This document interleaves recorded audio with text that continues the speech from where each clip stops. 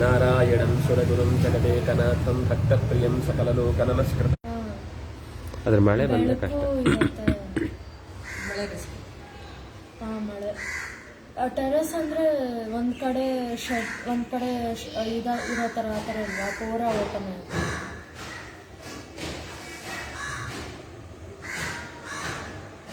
ನಮ್ಮ ಮಳೆಯಲ್ಲೂ ಬಟ್ಟೆ ಹಾಕಬೇಕು ಅಂತ ಒಂದ್ ಕಡೆ ಶೆಡ್ ಥರ ಮಾಡಿ ಅಲ್ಲಿ ಕಮ್ಮಿ ಮಳೆ ಕಾಲದಲ್ಲಿ ಆ ಕಡೆ ಬಟ್ಟೆ ಹಾಕಿ.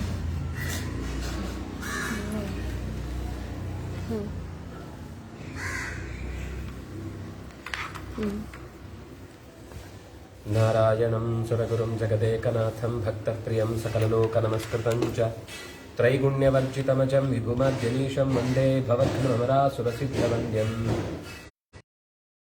ಕೃತ್ಯ ನರಂ ಚೈವ ನರೋತ್ತಮಂ ದೇವೀಂ ಸರಸ್ವತೀಂ ವ್ಯಾಸಂ ತತೋ ಜಯಮುದೀರಯೇ. ಸ್ವಸ್ತ್ಯಸ್ತು ಸತಾಂ ಹರಿ ಓಂ.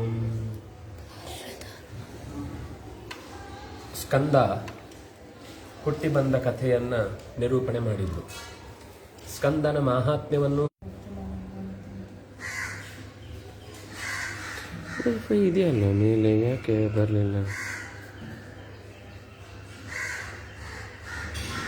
ಕರೆಂಟ್ ಉಂಟ ನೋಡಿ, ಹೌದು, ಕರೆಂಟ್ ಹೋದರೆ ಮಾತ್ರ ಡಮರ್ ಆಗುತ್ತೆ. ಇಲ್ಲಪ್ಪ, ಮೊನ್ನೆ ಬಂದಿದೆ, ಕರೆಂಟ್ ಇದೆ. ಅಥವಾ ಅವ್ರು 5G ಮಾಡಿಟ್ಕೊಂಡಿದ್ರೆ ರೀಚ್ ಆಗಬೇಕಾಗಲ್ಲ. ಬರ್ತಾ ಇದೆ ಮತ್ತೆ ಹೋದ್ರೆ ಸರ್ ಗೊತ್ತಿದೆ ಕಥೆನ.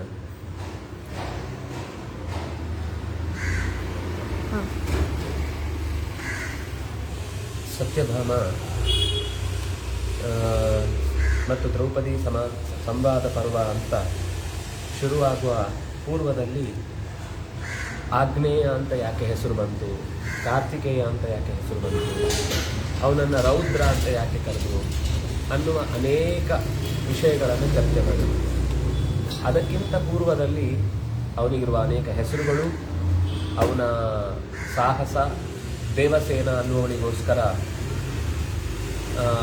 ಇಂದ್ರ ಸ್ಕಂದನನ್ನು ಕರೆತಂದು ಮದುವೆ ಮಾಡಿಸಿದ್ದು. ಇದರ ನಂತರ ತಾರಕಾಸುರ ಮೊದಲಾದ ಅನೇಕ, ಇಲ್ಲಿ ಮಹಿಷಾಸುರ ಅನ್ನುವ ಹೆಸರನ್ನು ಹೇಳ್ತಾರೆ. ಮಹಿಷ ಅಂತ ಒಬ್ಬನೇ ಏನಲ್ಲ ಇದ್ದದ್ದು. ಹೇಗೆ ಹಯಗ್ರೀವ ಅನ್ನುವ ಅಸುರ ಬೇರೆ ಬೇರೆ ಸಂದರ್ಭದಲ್ಲಿ ಬಂದದ್ದು ನೋಡ್ತೇವೆ, ಹಾಗೆ ಇಲ್ಲೊಬ್ಬ ಮಹಿಷಾಸುರ ಬರ್ತಾನೆ. ಇನ್ನೊಂದು ಅಭಿಪ್ರಾಯದಲ್ಲಿ ಮಹಿಷ ಅನ್ನುವುದನ್ನು ಯಾಕೆ ಹೇಳ್ತಾರೆ ಅಂದರೆ, ರಾಕ್ಷಸರಿಗೆ ಅವರು ಸಾಮಾನ್ಯವಾಗಿ ಕೊಬ್ಬಿದ ವ್ಯಕ್ತಿತ್ವ ಆದ್ದರಿಂದಾಗಿ ಗೂಳಿ ಆಕಾರದಲ್ಲಿ ಬಂದೇ ಶತ್ರುಗಳನ್ನು ಎದುರಿಸ್ತಾರೆ, ಅಥವಾ ಮಹಿಷದ ಆಕಾರದಲ್ಲಿ ಬಂದು ಶತ್ರುಗಳನ್ನು ಎದುರಿಸ್ತಾರೆ. ಆದ್ದರಿಂದಾಗಿ ಅವರು ಮಹಿಷ ರೂಪದಿಂದ ಬರ್ತಾರೆ ಅನ್ನುವ ಕಾರಣಕ್ಕೂ ಮಹಿಷಾಸುರ ಅಂತ ಕರೆಯುವುದಿದೆ. ಆದರೆ ಅವನ ತಾಕತ್ತು ಅಸಾಧಾರಣವಾದದ್ದಾಗಿರುತ್ತೆ. ಚತುರ್ಮುಖನ ವರಬಲದಿಂದ ಮತ್ತನಾಗಿ ದೇವತೆಗಳಿಗೆ ಒಂದು ಸ್ವಲ್ಪವೂ ಆತನ ಮೇಲೆ ಹಿಡಿತವನ್ನು ಸಾಧಿಸಲಿಕ್ಕೆ ಆಗುವುದಿಲ್ಲ ಅನ್ನುವಷ್ಟು ಆತ ಬೆಳೆದಿರ್ತಾನೆ.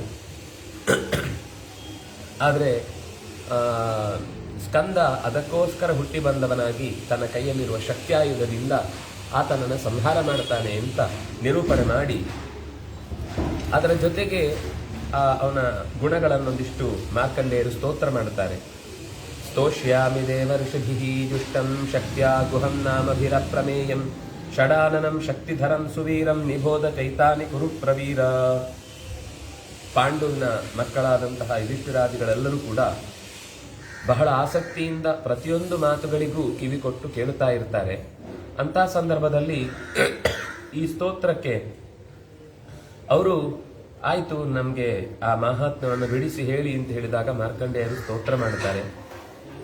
ವೇದಾಧ್ಯಯನ ಮಾಡುವಂತಹ ಜನರಿಗೆ ಅತ್ಯಂತ ಹತ್ತಿರದಿಂದ ಸಿಗೋನು, ಚತುರ್ಮುಖನಿಂದ ವಿಶೇಷವಾದ ಅನುಗ್ರಹವನ್ನು ಪಡೆದವನು, ವೇದವನ್ನು ಚೆನ್ನಾಗಿ ತಿಳಿದವನು, ವೇದಗಳಲ್ಲಿಯೇ ಒಂದಂಶದಲ್ಲಿ ಆತನು ಪ್ರತಿಪಾದ್ಯ ದೇವತೆಯಾಗಿ ನಿಂತವನು. ಹೇಗೆ ಅಗ್ನಿ ವರುಣ ಎಲ್ಲ ಇದ್ದಾರೋ ಹಾಗೆ ಸ್ಕಂದನಿಗೂ ಕೂಡ ಆ ಸ್ಥಾನದಲ್ಲಿ ವೇದಗಳಲ್ಲಿ ದೇವತಾ ಸ್ಥಾನ ಇದ್ದೇ ಇದೆ. ಇನ್ನು ಬ್ರಾಹ್ಮಣಾನಾಂಚ ನೇತ, ಶಾಸ್ತ್ರ ಓದುವವರಿಗೆ ಒಬ್ಬ ನಾಯಕನಾಗಿ ನಿಂತು ಅವರಿಗೆ ಬರಬಹುದಾದ ತೊಂದರೆಗಳನ್ನು ನೇತೃವಾಗಿ ನಡೆಸುವವನಾಗಿ ನಿಂತಿದ್ದಾನೆ. ಹೀಗೆ ಯಜ್ಞದಲ್ಲಿರುವಂತಹ ವಿಶೇಷ ಭಾಗ, ಮತ್ತೆ ದೇವತೆಗಳಿಗೆ ಒಬ್ಬ ಪ್ರಚಂಡ ಸೇನಾಧಿಪತಿಯಾಗಿ ಸಿಕ್ಕಿದವನು, ಶಕ್ರನಿಗೆ ಸಮಾನ ಸ್ಕಂಧ, ಶಕ್ರನ ಸಮಾನ ಕಕ್ಷೆಯಲ್ಲಿ ಬರುವವನು. ಒಂದು ಅಂಶದಲ್ಲಿ ಅವರಿಬ್ಬರ ಮಧ್ಯದಲ್ಲಿ ತುಲನೆ ಮಾಡಿದಾಗ ಸ್ಕಂದನ ಸಾಮರ್ಥ್ಯವನ್ನೇ ಹೆಚ್ಚು ಅಂತ ಭಾವಿಸಬೇಕು. ಯಾಕೆಂದ್ರೆ ಇನ್ನೂ ಒಂದು ಅಂಶವನ್ನು ಗಮನಿಸಬೇಕಾದದ್ದೇನೆಂದ್ರೆ, ಸ್ಕಂದ ಆ ಸ್ಥಾನದಲ್ಲಿ ಒಂದು ಮುಖ ಅಷ್ಟೇ. ಅವನೇ ಇನ್ನೊಂದು ಕಡೆಯಿಂದ ಮನ್ಮಥನಾಗಿದ್ದಾನೆ, ಅವನೇ ಮತ್ತೊಂದು ಕಡೆಯಲ್ಲಿ ಸನತ್ ಕುಮಾರನಾಗಿದ್ದಾನೆ.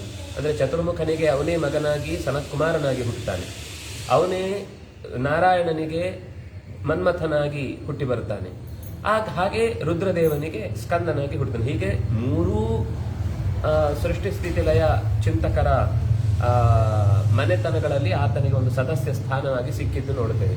ಇದು ಬಿಟ್ಟರೆ ಇನ್ನೊಂದು ಮುಖದಿಂದ ಯೋಚನೆ ಮಾಡಿದರೆ, ಇನ್ನೊಂದು ಮುಖದಿಂದ ಯೋಚನೆ ಮಾಡಿದರೆ ಬಹಳ ಮುಖ್ಯವಾಗಿ ಕೃಷ್ಣನಿಗೆ ಮಗನಾಗಿ ಪ್ರದ್ಯುಮ್ನಾಗಿ ಹುಟ್ಟಿ ಬಂದವನು, ರಾಮನಿಗೆ ತಮ್ಮನಾಗಿ ಭರತನಾಗಿ ಕಂಡವನು, ಕೃಷ್ಣನಿಗೆನೆ ಮತ್ತೊಮ್ಮೆ ಜಾಂಬವತಿಯ ಮಗನಾಗಿ ಸಾಂಬನಾಗಿ ಹುಟ್ಟಿದವನು. ಹೀಗೆ ಇಲ್ಲಿ 3 ನೆಲೆ ಭೂಮಿಯಲ್ಲಿ ಕಾಣುತ್ತೆ. ಹಾಗೆ ದೇವಲೋಕದಲ್ಲಿ ಮತ್ತೆ 3 ಸ್ಥಾನಗಳು 3 ದೇವತೆಗಳಿಗೆ, ಅಂದ್ರೆ ಬ್ರಹ್ಮ ವಿಷ್ಣು ಮಹೇಶ್ವರರ ಮಕ್ಕಳ ಮಗನಾಗಿಯೂ ಕೂಡ ಹುಟ್ಟಿ ಬಂದದ್ದು. ಹಾಗಾಗಿ 6 ಮುಖಗಳು ಅಂತ ಅನ್ನೋದು ಈ ಅರ್ಥದಲ್ಲೂ. ಷಣ್ಮುಖ ಅಂತಂದ್ರೆ ಒಂದು, ಅವನು 6 ಕೃತಿಕಾ ದೇವಿಯರಿಗೋಸ್ಕರ 6 ಮೋರೆಯನ್ನು ಹೊತ್ತು ಅವರ ತಾಯಿಯ ಪ್ರೀತಿಯನ್ನು ಸ್ವೀಕರಿಸಿದ ಅನ್ನೋದು ಒಂದಾದ್ರೆ, ಅದರ ಜೊತೆಗೆ 6 ರೂಪಗಳಿಂದ ಸ್ವಾಹ ಆತನನ್ನು ಪಡೆದದ್ದು. ಆದ್ರಿಂದಾಗಿ ಅದು ಒಂದು ಷಣ್ಮಾತುರಹ ಅನ್ನುವ ಅರ್ಥದಲ್ಲಿ ಆತನಿಗೆ ಷಣ್ಮುಖತ್ವ ಬಂದದ್ದಾದ್ರೆ, ಇನ್ನು ಅವನ ಸಾಧನೆಯ ಅಥವಾ ಅವನ ವ್ಯಕ್ತಿತ್ವದ ದೃಷ್ಟಿಯಿಂದ ಹೀಗೊಂದು 6 ಮುಖಗಳು ಷಣ್ಮುಖನಲ್ಲಿ ನೋಡುವುದಕ್ಕೆ ಸಿಗುವಂಥದ್ದು. ಅವನನ್ನ ಸೂಕ್ಷ್ಮಂ ತಪಃ ತತ್ಪರಮಂ ತ್ವಮೇವ ಪರಾವರಜ್ಞೋಸಿ ಪರಾವರಸ್ತ್ವಂ ಧರ್ಮಸ್ಯ ಕಾಮಸ್ಯ ಪರಸ್ಯ ಚೈವ ತ್ವತ್ತೇಜಸ ಕೃತ್ಸ್ನವಿದಂ ಮಹಾತ್ಮನ್. ಎಲೈ ಮಹಾತ್ಮನಾದ ಯುಧಿಷ್ಠಿರನೇ, ಅತ್ಯಂತವಾದ ಸೂಕ್ಷ್ಮ ತಪಸ್ಸುಗಳಿಗೂ ಕೂಡ ಅವನು ಆಧಾರವಾಗಿ ನಿಲ್ತಾನೆ. ಪರಾವರಜ್ಞ, ಜಗತ್ತಿನ ಅತ್ಯಂತ ದೊಡ್ಡ ಸತ್ಯವನ್ನು ಕೂಡ ಚೆನ್ನಾಗಿ ತಿಳಿದವನು ಅವನಿಗೆ. ಅದರಿಂದಾಗಿ ಸುಬ್ರಹ್ಮಣ್ಯ ಅಂತ ಹೆಸರಿದೆ. ಬ್ರಹ್ಮಣ್ಯ ಅಂತಂದ್ರೇನೆ ಬ್ರಹ್ಮನಲ್ಲಿಯ ದಾರಿಯನ್ನ ತಿಳಿದವನು ಅಂತ. ಇನ್ನೂ ಅದರಲ್ಲಿ ತಿಳಿದವರಲ್ಲಿ ಅತ್ಯಂತ ಎತ್ತರದವನು, ಶ್ರೇಷ್ಠ ಸುಷ್ಟು ಅನ್ನುವ ಅರ್ಥದಲ್ಲಿ ಸುಬ್ರಹ್ಮಣ್ಯ ಅನ್ನುವ ಶಬ್ದ ಆತನಿಗೆ ಅನ್ವರ್ಥವಾಗಿ ಇರುವಂಥದ್ದು.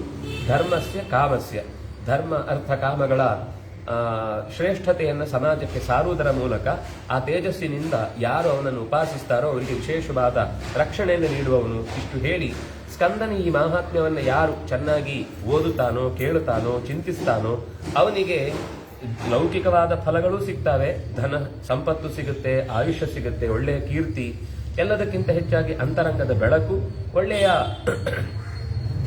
ಸಾಂಸಾರಿಕ ಸೌಖ್ಯದ ಜೊತೆಗೆ ಆತ್ಮಿಕವಾದ ತುಷ್ಟಿಪುಷ್ಟಿಗಳು ಕೂಡ ಸಿಗುತ್ತೆ. ಇದು ಅದರ ಜೊತೆಗೆ ಸ್ಕಂದಲೋಕ ಮವಾಪ್ನಿಯ, ಅದು ಸ್ಕಂದನ ವಿಶೇಷ. ಆದ್ರೆ ಪುಣ್ಯಲೋಕ ಅಂತ ಹೇಳ್ತಾರಲ್ಲ, ಹಿಂದೆ ಎಲ್ಲ ಮಾತು ಬಂತು. ಎಲ್ಲ ದೇವತೆಗಳ ಲೋಕವು ಪುಣ್ಯದ್ದೇ, ಕೇವಲ ಸ್ವರ್ಗ ಮಾತ್ರ ಪುಣ್ಯಲೋಕ ಅಲ್ಲ. ಸ್ವರ್ಗದ ಹಾಗೆ ಇನ್ಯಾರ್ಯಾರು ದೇವತೆಗಳು ಇದ್ದಾರೆ ಅವರ ಸ್ಥಾನಕ್ಕೆ ಕರ್ಕೊಂಡು ಹೋಗ್ತಾರೆ ಅಂದ್ರೆ ಅದು ಪುಣ್ಯವನ್ನು ಅನುಭವಿಸಲಿಕ್ಕೋಸ್ಕರನೇ ಇರುವಂಥದ್ದು. ಅದರಲ್ಲಿ ವಿಶೇಷ ಏನಂದ್ರೆ ಅವರಲ್ಲಿ ಉಪಾಸನೆ ಮಾಡುವ ಮುಖದಲ್ಲಿ ಬಂದಾಗ ಆ ಸ್ಥಾನಗಳು ಜಾಸ್ತಿ ಅವನನ್ನು. ಅಲ್ಲಿ ಸ್ಕಂದನ ಮೂಲಕ ಭಗವಂತನನ್ನು ಆರಾಧನೆ ಮಾಡಿದ್ರು ಸ್ಕಂದ ಲೋಕವೂ ಸಿಕ್ಕು, ಭಗವಂತನ ಪ್ರಸಾದವೂ ಆಗುತ್ತೆ. ಭಗವಂತನ ಎಚ್ಚರ ಇಲ್ಲದೆ ಸ್ಕಂದನ ಉಪಾಸನೆ ಮಾತ್ರ ಆದಾಗ ಸ್ಕಂದ ಲೋಕಕ್ಕೆ ಹೋಗಿ ಮತ್ತೆ ವಾಪಸ್ಸು ಆ ಬ್ರಹ್ಮ ಭುವನ ಲೋಕ ಪುನರಾವರ್ತಿನೋರ್ಜುನ ಅಂತ ಮತ್ತೆ ಮರಳಿ ಈ ಭೂಮಿಯ ಕಡೆಗೆ ತಿರುಗಿ ಬರುವಂತದ್ದಿರುತ್ತೆ ಅಂತ ಇಷ್ಟು ಹೇಳಿದ ಮೇಲೆ ಮಾರ್ಕಂಡೇಯರ ಮಾತು ಕೇಳಿ ತುಂಬಾ ಸಂತೋಷ ಆಯಿತು. ಇಷ್ಟಾಗುವಾಗ ಋತ್ವಿಜರೆಲ್ಲ ಅಲ್ಲಿ ಹೀಗೆ ಚರ್ಚೆ ಮಾಡ್ತಾ ಇದ್ರು, ಪಾಂಡವರು ಕೂತು ಚರ್ಚೆ ನಡೆಸ್ತಾ ಇದ್ರು. ಅಲ್ಲಿಗೆ ದ್ರೌಪದಿ ಅವರ ಗುಂಪಲ್ಲಿ ಮಾತಾಡ್ತಾ ಅತಿಥಿಗಳೆಲ್ಲ ಬರ್ತಾರೆ. ಆ ಅತಿಥಿಗಳಲ್ಲಿ ಕೃಷ್ಣ, ಸತ್ಯಭಾಮೆ ಮೊದಲಾದವರೆಲ್ಲರೂ ಹಿಂದೆ ಬಂದಿದ್ರು. ಮಾರ್ಕಂಡೇಯರು ಮಾತಾಡ್ತಾ ಇದ್ರು. ಈಗ ಸತ್ಯಭಾಮೆ ದ್ರೌಪದಿ ಹತ್ರ ಮಾತಾಡ್ತಾಳೆ.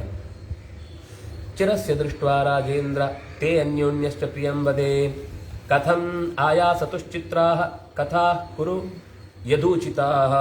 ಆಮೇಲೆ ಕುರುಗಳಿಗೂ ಯದುಗಳಿಗೂ ಸಂಬಂಧಪಟ್ಟ ಪೂರ್ವದ ಅನೇಕ ಕಥೆಗಳು, ಕುರುಗಳು ಯದುಗಳು ಅವರಿಗೆ ಸಂಬಂಧಪಟ್ಟ ಅನೇಕ ಕಥೆಗಳು ಕೂಡ ಅಲ್ಲಿ ಪರಸ್ಪರ ಚರ್ಚೆಯಾಯಿತು.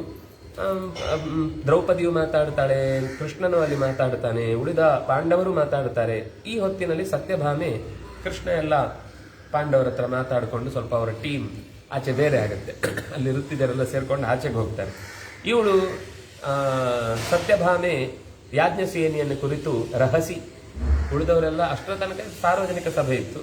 ಆಮೇಲೆ ಅವಳು ಪಕ್ಕದಲ್ಲಿ ಅವರೆಲ್ಲ ಮಾತಾಡಿಕೊಂಡು ಆತಿಥ್ಯ ಮಾಡುವಾಗ ಒಂದು ಗುಂಪು ಬೇರೆ ಸೇರಿಕೊಂಡ್ರು ಅವರ ರಾಜಕೀಯದ ವಿಷಯಗಳಿಗೆ ಅಥವಾ ಇನ್ನೇನೇನು ಆಚರಣೆಯ ವಿಷಯದಲ್ಲಿರುವ ಜಿಜ್ಞಾಸೆಗಳಿಗೆ ಉತ್ತರವನ್ನು ಕೊಟ್ಟುಕೊಳ್ತಾ ಮಾತಾಡ್ತಾ ಕೂತರು. ಆದರೆ ಸಾತ್ರಾಜಿತಿ ಯಾಜ್ಞಸೇನಿ ಸಾತ್ರಾಜಿತಿ ಅಂತಂದ್ರೆ ಸತ್ರಾಜಿತನ ಮಗಳಾದಂತಹ ಸತ್ಯಭಾಮೆ. ಅವಳು ಕೇನ ದ್ರೌಪದಿ ವೃತ್ತೇನ ಪಾಂಡವಾನ ಅಧಿತಿಷ್ಠಸಿ. ಯಾಕೆಂದ್ರೆ ದ್ರೌಪದಿ ಏನಾದ್ರೂ ಮಾತಾಡಿದ್ರೆ ಉಳಿದವ್ರು ಯಾರು ಕೂಡ ಅದಕ್ಕೆ ಪ್ರತಿ ಮಾತು ಹೇಳ್ತಾ ಇರಲ್ಲ. ಅವಳು ಏನ್ ಹೇಳಿದ್ರು ಅದು ಅಷ್ಟು, ಅವಳು ಏನ್ ಹೇಳಿದ್ರು ಹೂ ಹೂ ಅಂತಿರ್ತಾರೆ. ಇದನ್ನ ಸತ್ಯಭಾಮೆ, ಇದು ಕೇವಲ ಒಂದು ಅಸಾಧ್ಯ ನನಗೆ ಅನ್ನೋ ದೃಷ್ಟಿಯಿಂದ ಸತ್ಯಭಾಮೆಯ ಮಾತಲ್ಲ. ಸತ್ಯಭಾಮೆ ದ್ರೌಪದಿಯ ಬಾಯಿಯಿಂದ ಕೆಲವು ಸಂಗತಿಗಳನ್ನು ಕೇಳಬೇಕು ಅಂತಿರುತ್ತೆ. ಮತ್ತೆ ಇದು ಒಂದು ಆ ಕಾಲದ ಚಿಂತನೆಗಳು. ಎರಡನೇದ್ದು ದ್ರೌಪದಿಗೆ ಆ ಸಾಮರ್ಥ್ಯ ಇತ್ತು, ಮತ್ತೆ ದ್ರೌಪದಿಗೆ ಯೋಗ್ಯವಾದಂತಹ ಅಂಥದ್ದೇ ಗಂಡಂದ್ರು ಇದ್ರು.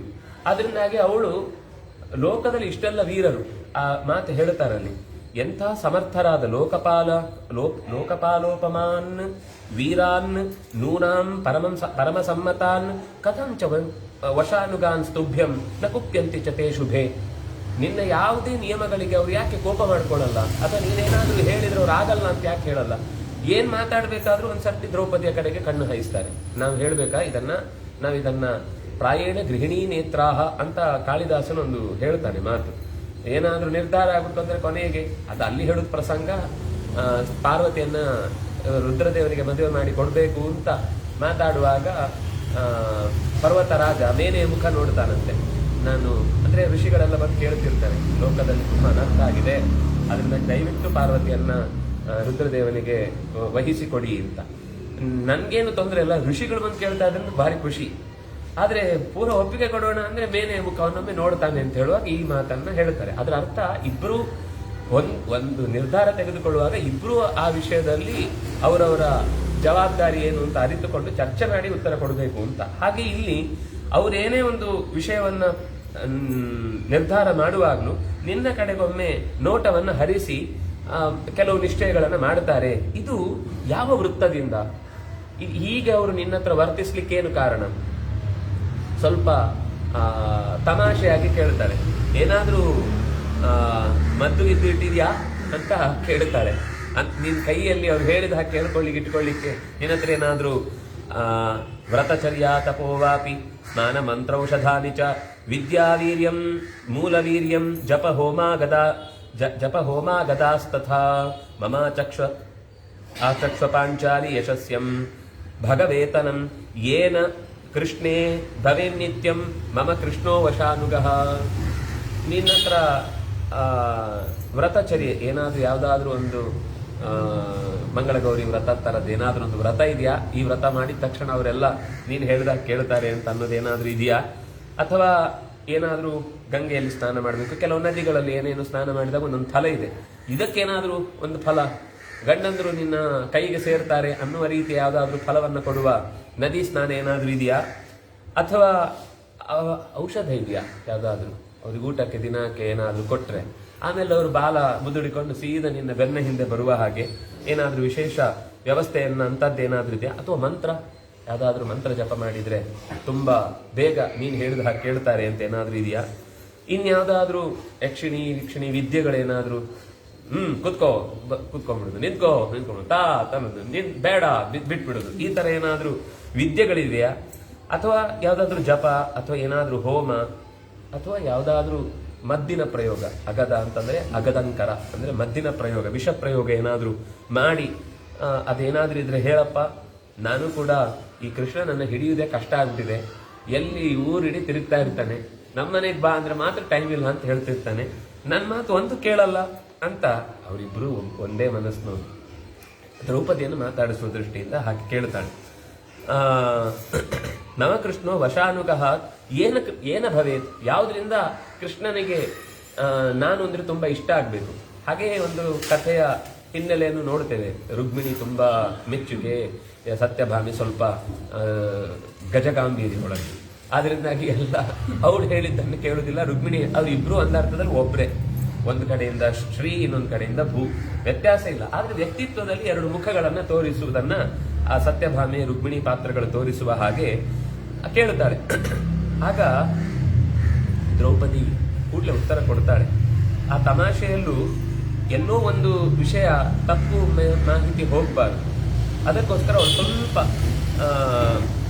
ಗಟ್ಟಿ ವಿಚಾರವನ್ನು ಚರ್ಚೆ ಮಾಡ್ತಾಳೆ. ಅಸತ್ ಸ್ತ್ರೀಣಾಂ ಸಮಾಚಾರಂ ಸತ್ಯೇ ಮಾಂ ಅನುಪೃಚ್ಛಸಿ, ಅಸದಾಚರಿತೆ ಮಾರ್ಗೆ ಕಥಂ ಸ್ಯಾತ್ ಅನುಕೀರ್ತನಂ, ಅನುಪ್ರಶ್ನ ಸಂಶಯೋ ವಾ ನೈಷತ್ವಯುಪಪದ್ಯತೆ, ಕಥಂ ಹ್ಯುಪೇತಾ ಬುದ್ಧ್ಯಾ ತ್ವಂ ಕೃಷ್ಣಸ್ಯ ಮಹಿಷೀ ಪ್ರಿಯಾ. ನೀನಿಷ್ಟು ಕೇಳಿದೆಯಲ್ವಾ, ಯಾವುದು ಕೂಡ ಸಜ್ಜನ ಸ್ತ್ರೀಯರಿಗೆ ಒಪ್ಪುವ ಮಾತಲ್ಲ. ಅಸದಾಚರಿತೆ ಮಾರ್ಗೆ, ಒಂದು ವೇಳೆ ನೇರವಾದ ದಾರಿ ಬಿಟ್ಟು ಅಡ್ಡ ದಾರಿಯಿಂದ ನಾವೇನಾದ್ರೂ ಒಂದು ವಸ್ತುವನ್ನ, ವ್ಯಕ್ತಿ ಅಂತಲ್ಲ, ಒಂದು ವಸ್ತುವನ್ನಾಗ್ಲಿ ಅಥವಾ ಒಂದು ಯಾವುದೋ ಕೆಲಸವನ್ನಾಗ್ಲಿ ನಾವು ಅದನ್ನು ವಶ ಮಾಡಿಕೊಳ್ಳಿಕ್ಕೆ ಪ್ರಯತ್ನ ಮಾಡ್ತೇವೆ ಅಂದ್ರೆ ಅದು ಖಂಡಿತ ನಮ್ಮ ಕೈಗೆ ದಕ್ಕುದಿಲ್ಲ. ಆಗ ಸಿಕ್ಕಿದ ಹಾಗೆ ಅನ್ಸುತ್ತೆ, ಇದು ನೆರಳನ್ನು ಹಿಡಿಲಿಕ್ಕೆ ಹೋದ ಹಾಗೆ. ಇಲ್ಲೇ ಸಿಕ್ತು, ಇಲ್ಲೇ ಇನ್ನೊಂದು 2 ಹೆಜ್ಜೆ ಹೋದ್ರೆ ಸಿಗುತ್ತೆ ಅಂತ ಮತ್ತೆ ಅದು ಅಷ್ಟೇ ಮುಂದೆ ಹೋಗಿರುತ್ತೆ. ಖಂಡಿತ ಇದು ಒಳ್ಳೆಯ ಸ್ತ್ರೀಯರಿಗೆ ಯೋಗ್ಯವಾದಂತಹ ಲಕ್ಷಣಗಳಲ್ಲ. ಈ ವಿಷಯದಲ್ಲಿ ನೀನೀ ಪ್ರಶ್ನೆ ಕೇಳಬಾರ್ದಿತ್ತು, ಆದ್ರೂ ನೀನು ನನ್ನನ್ನ ಒಂದು ವ್ಯವಸ್ಥೆಯ ದೃಷ್ಟಿಯಿಂದ ಕೇಳಿದ್ದಿ ಅನ್ನೋದಕ್ಕೋಸ್ಕರ ಖಂಡಿತ ನೀನು ಅಂದ್ರೆ ನನಗೆ ಇಷ್ಟ, ಅದಕ್ಕೋಸ್ಕರ ನಾನು ನನ್ನ ಕೈಂಕರ್ಯಗಳು ಏನು ಅನ್ನೋದನ್ನ ಹೇಳ್ತೇನೆ. ಕಥಂ ಹ್ಯುಪೇತಾ ಬುದ್ಧಿಯಾತ್ವಂ, ಕೃಷ್ಣನ ಮಹಿಷಿಯಾಗಿ ನೀನು ಕೃಷ್ಣನಿಗೆ ಅತ್ಯಂತ ಪ್ರಿಯಳು ಅಂತ ಗೊತ್ತು, ಕೃಷ್ಣಸ್ಯ ಮಹಿಷಿ ಪ್ರಿಯ. ಆದ್ರೂ ಯಾವ ರೀತಿಯಿಂದ ವರ್ತನೆ ಇರಬೇಕು ಅನ್ನೋದಕ್ಕೋಸ್ಕರ ನಾನು ಹೇಳ್ತಾ ಇದ್ದೇನೆ. ಒಂದು ವೇಳೆ ಯದೈವ ಭರ್ತ ಜಾನೀಯಾತ್ ಮಂತ್ರ ಮೂಲ ಪರಾಂ ಸ್ತ್ರೀಯಂ ಉದ್ವಿಜೇತ ತದೈವಾಸ್ಯಾಹ ಸರ್ಪಾದ್ವೇಷ್ಮಗತಾದಿವ. ಒಂದು ವೇಳೆ ಮಂತ್ರ ಪ್ರಯೋಗನೋ ತಂತ್ರ ಪ್ರಯೋಗನೋ ವಿಷನೋ ಯಾವುದೋ ಇಷ್ಟರಲ್ಲಿ ಯಾವುದೋ ಒಂದು ಮಾಡಿದ್ದು ಅಂತ ಅವನಿಗೆ ಗೊತ್ತಾಯಿತು ಅಂದ್ರೆ ಒತ್ತಾಯಪೂರ್ವಕವಾಗಿ ಅವನಿಗೆ ತಡಿಲಿಕ್ಕಾಗದೆ ಆ ಕೆಲಸಗಳನ್ನು ಮಾಡ್ತಿರ್ತಾನೆ ಹೊರತು ಮನಃಪೂರ್ವಕವಾಗಿ ಅವನಿಗೆ ಒಂದು ಆ ಆತ್ಮೀಯತೆ ಬರ್ಲಿಕ್ಕೆ ಸಾಧ್ಯವೇ ಇಲ್ಲ. ಒತ್ತಾಯದಿಂದ ನಾವು ಏನನ್ನು ಸಂಪಾದಿಸಿದ್ರು ಕೂಡ ಯಾವುದೋ ಬ್ಲ್ಯಾಕ್ ಮೇಲ್ ಮಾಡಿ ನಮ್ಮನ್ನ ಬರ್ಸ್ಕೊಳ್ತಾರೆ ಅಂತ ಇಟ್ಕೊಳ್ಳಿ, ಯಾವುದೋ ಮನೆಗೆ ಬರಬೇಕು ಅಂತ. ನಮ್ಗೆ ಹಾಗೆ ಏನು, ಬರದೇ ಇದ್ರೆ ಕೂಡಲೇ ಸಾಲ ವಾಪಸ್ ಕೇಳ್ತಾರೆ, ಬರದೇ ಇದ್ರೆ ನಮ್ಮನೆ ಜಾಗ ತಗೊಂಡಿರ್ತಾರೆ ಅನ್ನೋ ಈ ಹೆದರಿಕೆಗೆ ಬರುವುದಾದಾಗ ಮನಸ್ಸಿನಲ್ಲಿ ಪ್ರೀತಿ ಇರುತ್ತಾ, ಆಸಕ್ತಿ ಇರುತ್ತಾ? ಅಯ್ಯೋ ಅವಳು ಇನ್ನೇನಾದ್ರೂ ದೊಡ್ಡ ರಾಧಾಂತ ಮಾಡಿದ್ರೆ ಕಷ್ಟ ಅನ್ನುವ ಭಯಕ್ಕೆ, ಅದು ಎರಡೂ ಕಡೆಗೆ ಸೇಮ್. ಅವನು ಕೂಡ ಆಕೆಯನ್ನು ವಶಪಡಿಸಿಕೊಳ್ಳುವಾಗಲೂ ಪ್ರೀತಿಯಿಂದ ವಶಪಡಿಸಿಕೊಳ್ಬೇಕು ಹೊರತು ದೌಲತ್ತಿನಿಂದ ಅಥವಾ ಹಠದಿಂದ ಮಾಡಿದ ಅಂತಂದ್ರೆ ಇದು ಎರಡಕ್ಕೂ ಕಾಮನ್. ಇಲ್ಲಿ ದ್ರೌಪದಿ ಮಾತಾಡ್ತಾ ಇದ್ದಾಳೆ, ಅದನ್ನ ಅದು ದ್ರೌಪದಿಗೆ ಸಂಬಂಧಪಟ್ಟಂತೆ ಮಾತಾಡ್ತಾಳೆ. ಅದು ಎರಡೂ ಕಡೆಗೆ ಕಾಮನ್ ಆದಂತಹ ರೀತಿಯ ಮಾತುಗಳನ್ನ ಹೇಳ್ತಾಳೆ. ಯಾರಿಗಾದ್ರೂ ಒಬ್ಬ ವ್ಯಕ್ತಿಗೆ ತನ್ನನ್ನ ಎದುರಿಸುವವನು ಒತ್ತಾಯಪೂರ್ವಕವಾಗಿ ಹಠದಿಂದ ವಶ ಮಾಡಿಕೊಳ್ಳಿಕ್ಕೆ ಪ್ರಯತ್ನಿಸಿದ್ದಾನೆ ಅಂತಂದ್ರೆ ಅಲ್ಲಿ ಖಂಡಿತ ಉದ್ವಿಗ್ನಸ್ಯ ಕುತಃ ಶಾಂತಿ, ಅವನಿಗೆ ಒಳಗಿನಿಂದ ಬೇಜಾರಿರುತ್ತೆ ಅಥವಾ ಆ ವ್ಯಕ್ತಿಗೆ ಹಿಂಸೆ ಆಗ್ತಾ ಇರುತ್ತೆ. ಎಲ್ಲಿ ಶಾಂತಿ ಇರುತ್ತೆ? ಅಶಾಂತಸ್ಯ ಕುತಃ ಸುಖಂ. ಮನಸ್ಸಿನಲ್ಲಿ ಸಹಜವಾದ ಪ್ರೀತಿ ಇಲ್ಲ ಅಂದಮೇಲೆ ಯಾವುದೇ ಕೆಲಸದಿಂದ ಸಂತೋಷ ಹೇಗಾಗುತ್ತೆ? ತೃಪ್ತಿ ಬರುವುದು ಯಾವಾಗಲೂ ಕೂಡ ಖುಷಿ ಖುಷಿಯಾಗಿದ್ದಾಗ. ಅದೇ ಇಲ್ಲ ಅಂದಮೇಲೆ ಕುತಃ ಸುಖಂ. ನಜಾತು ವಶಗೋ ಭರ್ತ ಸ್ತ್ರೀಯಾಸ್ಯಾನ್ ಮಂತ್ರ ಕಾರಣಾತ್ ಕಿಮತ್ರ ಪ್ರಹಿತಾಶ್ಚಾಪಿ ಗದಾ ಪರಮದಾರುಣ. ಇನ್ನೂ ಒಂದು ಸಂಗತಿಯನ್ನು ಹೇಳ್ತೇನೆ. ಯಾವುದಾದ್ರೂ ಒಬ್ಬ ವ್ಯಕ್ತಿ ಇನ್ನೊಬ್ಬರನ್ನ ವಶಪಡಿಸಿಕೊಳ್ಳಿಕ್ಕೋಸ್ಕರ ಈ ಮಂತ್ರವನ್ನು ಅಥವಾ ಈ ವಿಷ ಪ್ರಯೋಗಗಳನ್ನು ಏನಾದ್ರೂ ಮಾಡ್ಕೊಳ್ತಾನೆ ಅಂತಂದ್ರೆ ಪರಮ ದಾರುಣ. ಇದು ಒಳ್ಳೆ ರೀತಿಯಿಂದ ಕಥೆ ಎಂಡಾಗಲ್ಲ, ಒಳ್ಳೆ ರೀತಿಯಿಂದ ಜೀವನ ಮುಕ್ತಾಯ ಆಗಲ್ಲ. ಮೂಲ ಪ್ರವಾದೈ ವಿಷಂ ಪ್ರಯಚ್ಛಂತಿ. ಅವರು ಈಗಕ್ಕೆ ವಶ ಮಾಡ್ಕೊಳ್ಬೇಕು ಅಂತ ವಿಷವನ್ನ ಕೊಟ್ಟರೂ ಕೂಡ ಜಿಘಾಂಸವ, ಒಂದು ರೀತಿ ತಮ್ಮ ಸಂಸಾರವನ್ನ ತಮ್ಮ ಬದುಕನ್ನ ತಾವೇ ಹಾಳು ಮಾಡಿಕೊಡ್ತಾರೆ ಅಂತ ಅರ್ಥ. ಜಿಹ್ವಯಾಯ, ಅದನ್ನ ವಿಷ ಕೊಡುವಾಗ ಮೈಗೆ ಹಚ್ಚುವುದು ಅಥವಾ ಕೈಗೆ ಕಟ್ಟುವುದು ಅಥವಾ ಬಾಯಿಗೆ ತಿನ್ನಿಸುವುದು. ಜಿಹ್ವಯ ಯಾನಿ ಪುರುಷಃ ತ್ವಚಾ ವಾ ಹ್ಯುಪಸೇವತೆ. ಉಪಸೇವನ ಅಂದ್ರೆ ದೇಹದೊಳಗೆ ಹೇಗೋ ಆ ವಿಷವನ್ನ ಪ್ರಯೋಗ ಮಾಡುದು. ತತ್ರ ಚೂರ್ಣಾನಿ ದತ್ತಾನಿ ಹನ್ಯು ಕ್ಷಿಪ್ರಂ ಅಸಂಶಯಂ. ಅಂತಹ ಚೂರ್ಣದ ಪ್ರಯೋಗವು, ಮಂತ್ರದ ಪ್ರಯೋಗವು ಖಂಡಿತ ಇಡೀ ಮನೆತನವನ್ನೇ ನಾಶ ಮಾಡುತ್ತೆ. ಕೆಲವೊಂದು ಸರ್ತಿ ಜಲೋದರ ರೋಗಕ್ಕೆ ಕಾರಣ ಆಗುತ್ತೆ. ಜಲೋದರ ಸಮಾಯುಕ್ತ. ಕೆಲವೊಂದು ಸರ್ತಿ ಮೈಗೆ ತೊನ್ನು ಬರುತ್ತೆ, ಮಾಡಿಸಿದವನಿಗೂ ಮಾಡಿದವನಿಗೂ. ಇಬ್ರು ಸೇರ್ಕೊಂಡು ಶ್ವಿತ್ರಿಣ ಅವರು ಮೈ ಇದ್ದಕ್ಕಿದ್ದಂತೆ ದೇಹ ಎಲ್ಲ ಬಿಳುಚಿಕೊಂಡು ಬಿಡುತ್ತೆ. ಮೈ ನೆರೆತು ಮುದಿ, ವಸ್ತುತಃ ಅವರ ವಯಸ್ಸು ಬಹಳ ಚಿಕ್ಕದಿರುತ್ತೆ, ಆದ್ರೆ ಬಹಳ ಬೇಗನೆ ಮುದಿತನ ಬಂದು ಬರುತ್ತೆ ಆ ವಿಷ ಪ್ರಯೋಗಕ್ಕೊಳಗಾದವರಿಗೆ. ಆಮೇಲೆ ಒಂದೊಂದು ಸರ್ತಿ ಅಪುಮಾಂಸ, ಅವರು ತಮ್ಮ ಪೌರುಷವನ್ನೇ ಕಳ್ಕೊಂಡು ಬಿಡುತ್ತಾರೆ.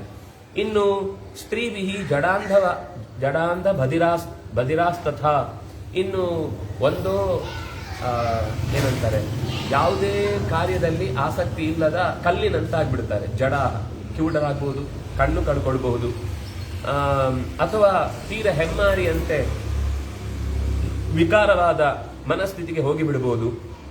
ಒಟ್ಟಂತೂ ಪಾಪದ ಬೆನ್ನ ಹಿಂದೆ ಬೀಳ್ತಾರೆ. ನಜಾತು ವಿಪ್ರಿಯಂ.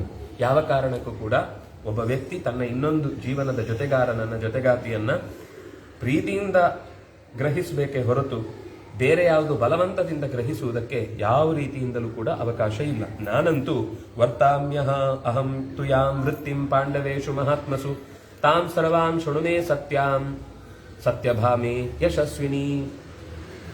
ಆದರೆ ನನ್ನ ವಿಷಯದಲ್ಲಿ ನಾನು ಇದ್ಯಾವುದನ್ನು ಮಾಡದೆ ಹೇಗೆ ಪಾಂಡವರು, ಅದು ಒಬ್ಬರಲ್ಲ 5 ಜನರು ಕೂಡ ಒಂದೊಂದು ತರದ, ಯಾಕೆಂದ್ರೆ ಅವರು ಇಂದ್ರಕಲ್ಪಾಹ ಅಂತ ಹಿಂದೆ ಒಂದು ಮಾತು ಬರುತ್ತೆ.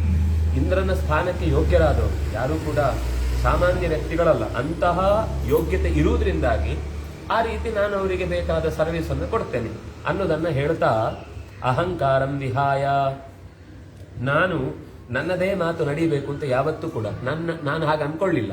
ಆದ್ರೆ ಅವರು ನನ್ನ ಮಾತಿಗೆನೆ ಎಲ್ಲರೂ ಕೂಡ ಕಾಯ್ತಾ ಇರ್ತಾರೆ. ಅಹಂಕಾರಂ ವಿಹಾಯಾಹಂ ಕಾಮಕ್ರೋಧೌ ಚ ಸರ್ವದಾ, ಯಾವಾಗ್ಲೂ ಕೂಡ ಯಾವುದೋ ಚಿಕ್ಕ ಚಿಕ್ಕ ಸಣ್ಣ ಬುದ್ಧಿಗಳನ್ನು ತೋರಿಸುವುದಿಲ್ಲ, ಬೇಡವಾದ ಬಯಕೆಗಳನ್ನು ಅವರ ಮುಂದಿಡುವುದಿಲ್ಲ, ಅಕಾರಣವಾದ ಕೋಪವನ್ನು ತೋರುವುದಿಲ್ಲ. ಅವರು ಈಗ ಅವರಿಗೂ ಫ್ರೆಂಡ್ಸ್ ಇರ್ತಾರೆ, ಅವರು ಯಾರ್ಯಾರ ಹತ್ರ ಅವರ ತಂದೆ, ಅವರ ತಾಯಿ, ಅವರ ಬಂಧುಗಳು, ಒಂದು ದೊಡ್ಡಪ್ಪ ಚಿಕ್ಕಪ್ಪ ಹೀಗಿರ್ತಾರೆ. ನನಗೆ ಬೇಕಾದ ಈ ವ್ಯಕ್ತಿ ಮಾತ್ರ ಅಂತ ಹೇಳಿ ಅವರನ್ನು ಅವಮಾನ ಮಾಡುವುದಿಲ್ಲ. ಅವರ ಸಂಬಂಧಿಗಳು ಯಾರ್ಯಾರು ಇರ್ತಾರೋ ಪಾಂಡವಾನ್ ನಿತ್ಯಂ ಪ್ರಯತೋಪಚರಾಮ್ಯಹಂ, ಅವರಿಗೆ ಸಂಬಂಧಪಟ್ಟವ್ರು ಯಾರಿದ್ದಾರೆ ಅವರಲ್ಲೂ ಕೂಡ ನಾನು ಅಷ್ಟೇ ವಿಶ್ವಾಸವನ್ನ ತೋರಿಸ್ತೇನೆ. ಪ್ರಣಯಂ ಪ್ರತಿ ಸಂಹೃತ್ಯ ನಿಧಾಯಾತ್ಮಾನಮಾತ್ಮನಿ ಶುಶ್ರೂಷು ನಿರಭೀಮಾನ ಪತೀನಾಂ ಚಿತ್ತರಕ್ಷಿಣಿ. ಯಾವುದೇ ಒಂದು ಕೆಲಸ ಮಾಡುವಾಗಲೂ ಮನಸ್ಸಿಟ್ಟು ಮಾಡುತ್ತೇನೆ. ನಾನು ಅವರನ್ನ ಹೇಗಾದ್ರೂ ಮಾಡಿ ನನ್ನ ವಶದಲ್ಲಿ ಇಟ್ಕೊಳ್ಬೇಕು ಅಂತ ಅನ್ನುವ ಯಾವುದೋ ಒಂದು ಉದ್ದೇಶ ನನ್ನದು. ಅವರಿಗೆ ಸರಿಯಾದ ರೀತಿಯಲ್ಲಿ ಅಗತ್ಯ ಇದ್ದದನ್ನ ಚಿತ್ತರಕ್ಷಿಣಿ, ಅವರಿಗೆ ಚಿತ್ತದಲ್ಲಿ ಏನೇನು ಬರುತ್ತೋ ಅದನ್ನ ಅಲ್ಲೇ ಹಾಗೇನೆ ಅದನ್ನು ಒದಗಿಸಿ ಬಿಡುತ್ತೇನೆ. ಯೋಚನೆ ಮಾಡಿದ್ದನ್ನೇ ಇಂಗಿತಜ್ಞಳಾಗಿ ನಡೆಸಿ ಬಿಡುತ್ತೇನೆ. ದ್ರವ್ಯಾಹೃತಾತ್ ಶಂಕಮಾನ ದುಸ್ಥಿತಾತ್ ದುರವೇಕ್ಷಿತಾತ್, ದುರ್ವ್ಯಾಹೃತಾತ್ ಶಂಕಮಾನ ದುಸ್ಥಿತಾತ್ ದುರವೇಕ್ಷಿತಾತ್, ದುರಾಸಿತಾತ್ ದುರ್ವ್ರಜಿತಾತ್ ಇಂಗಿತಧ್ಯಾಸಿತಾದಪಿ.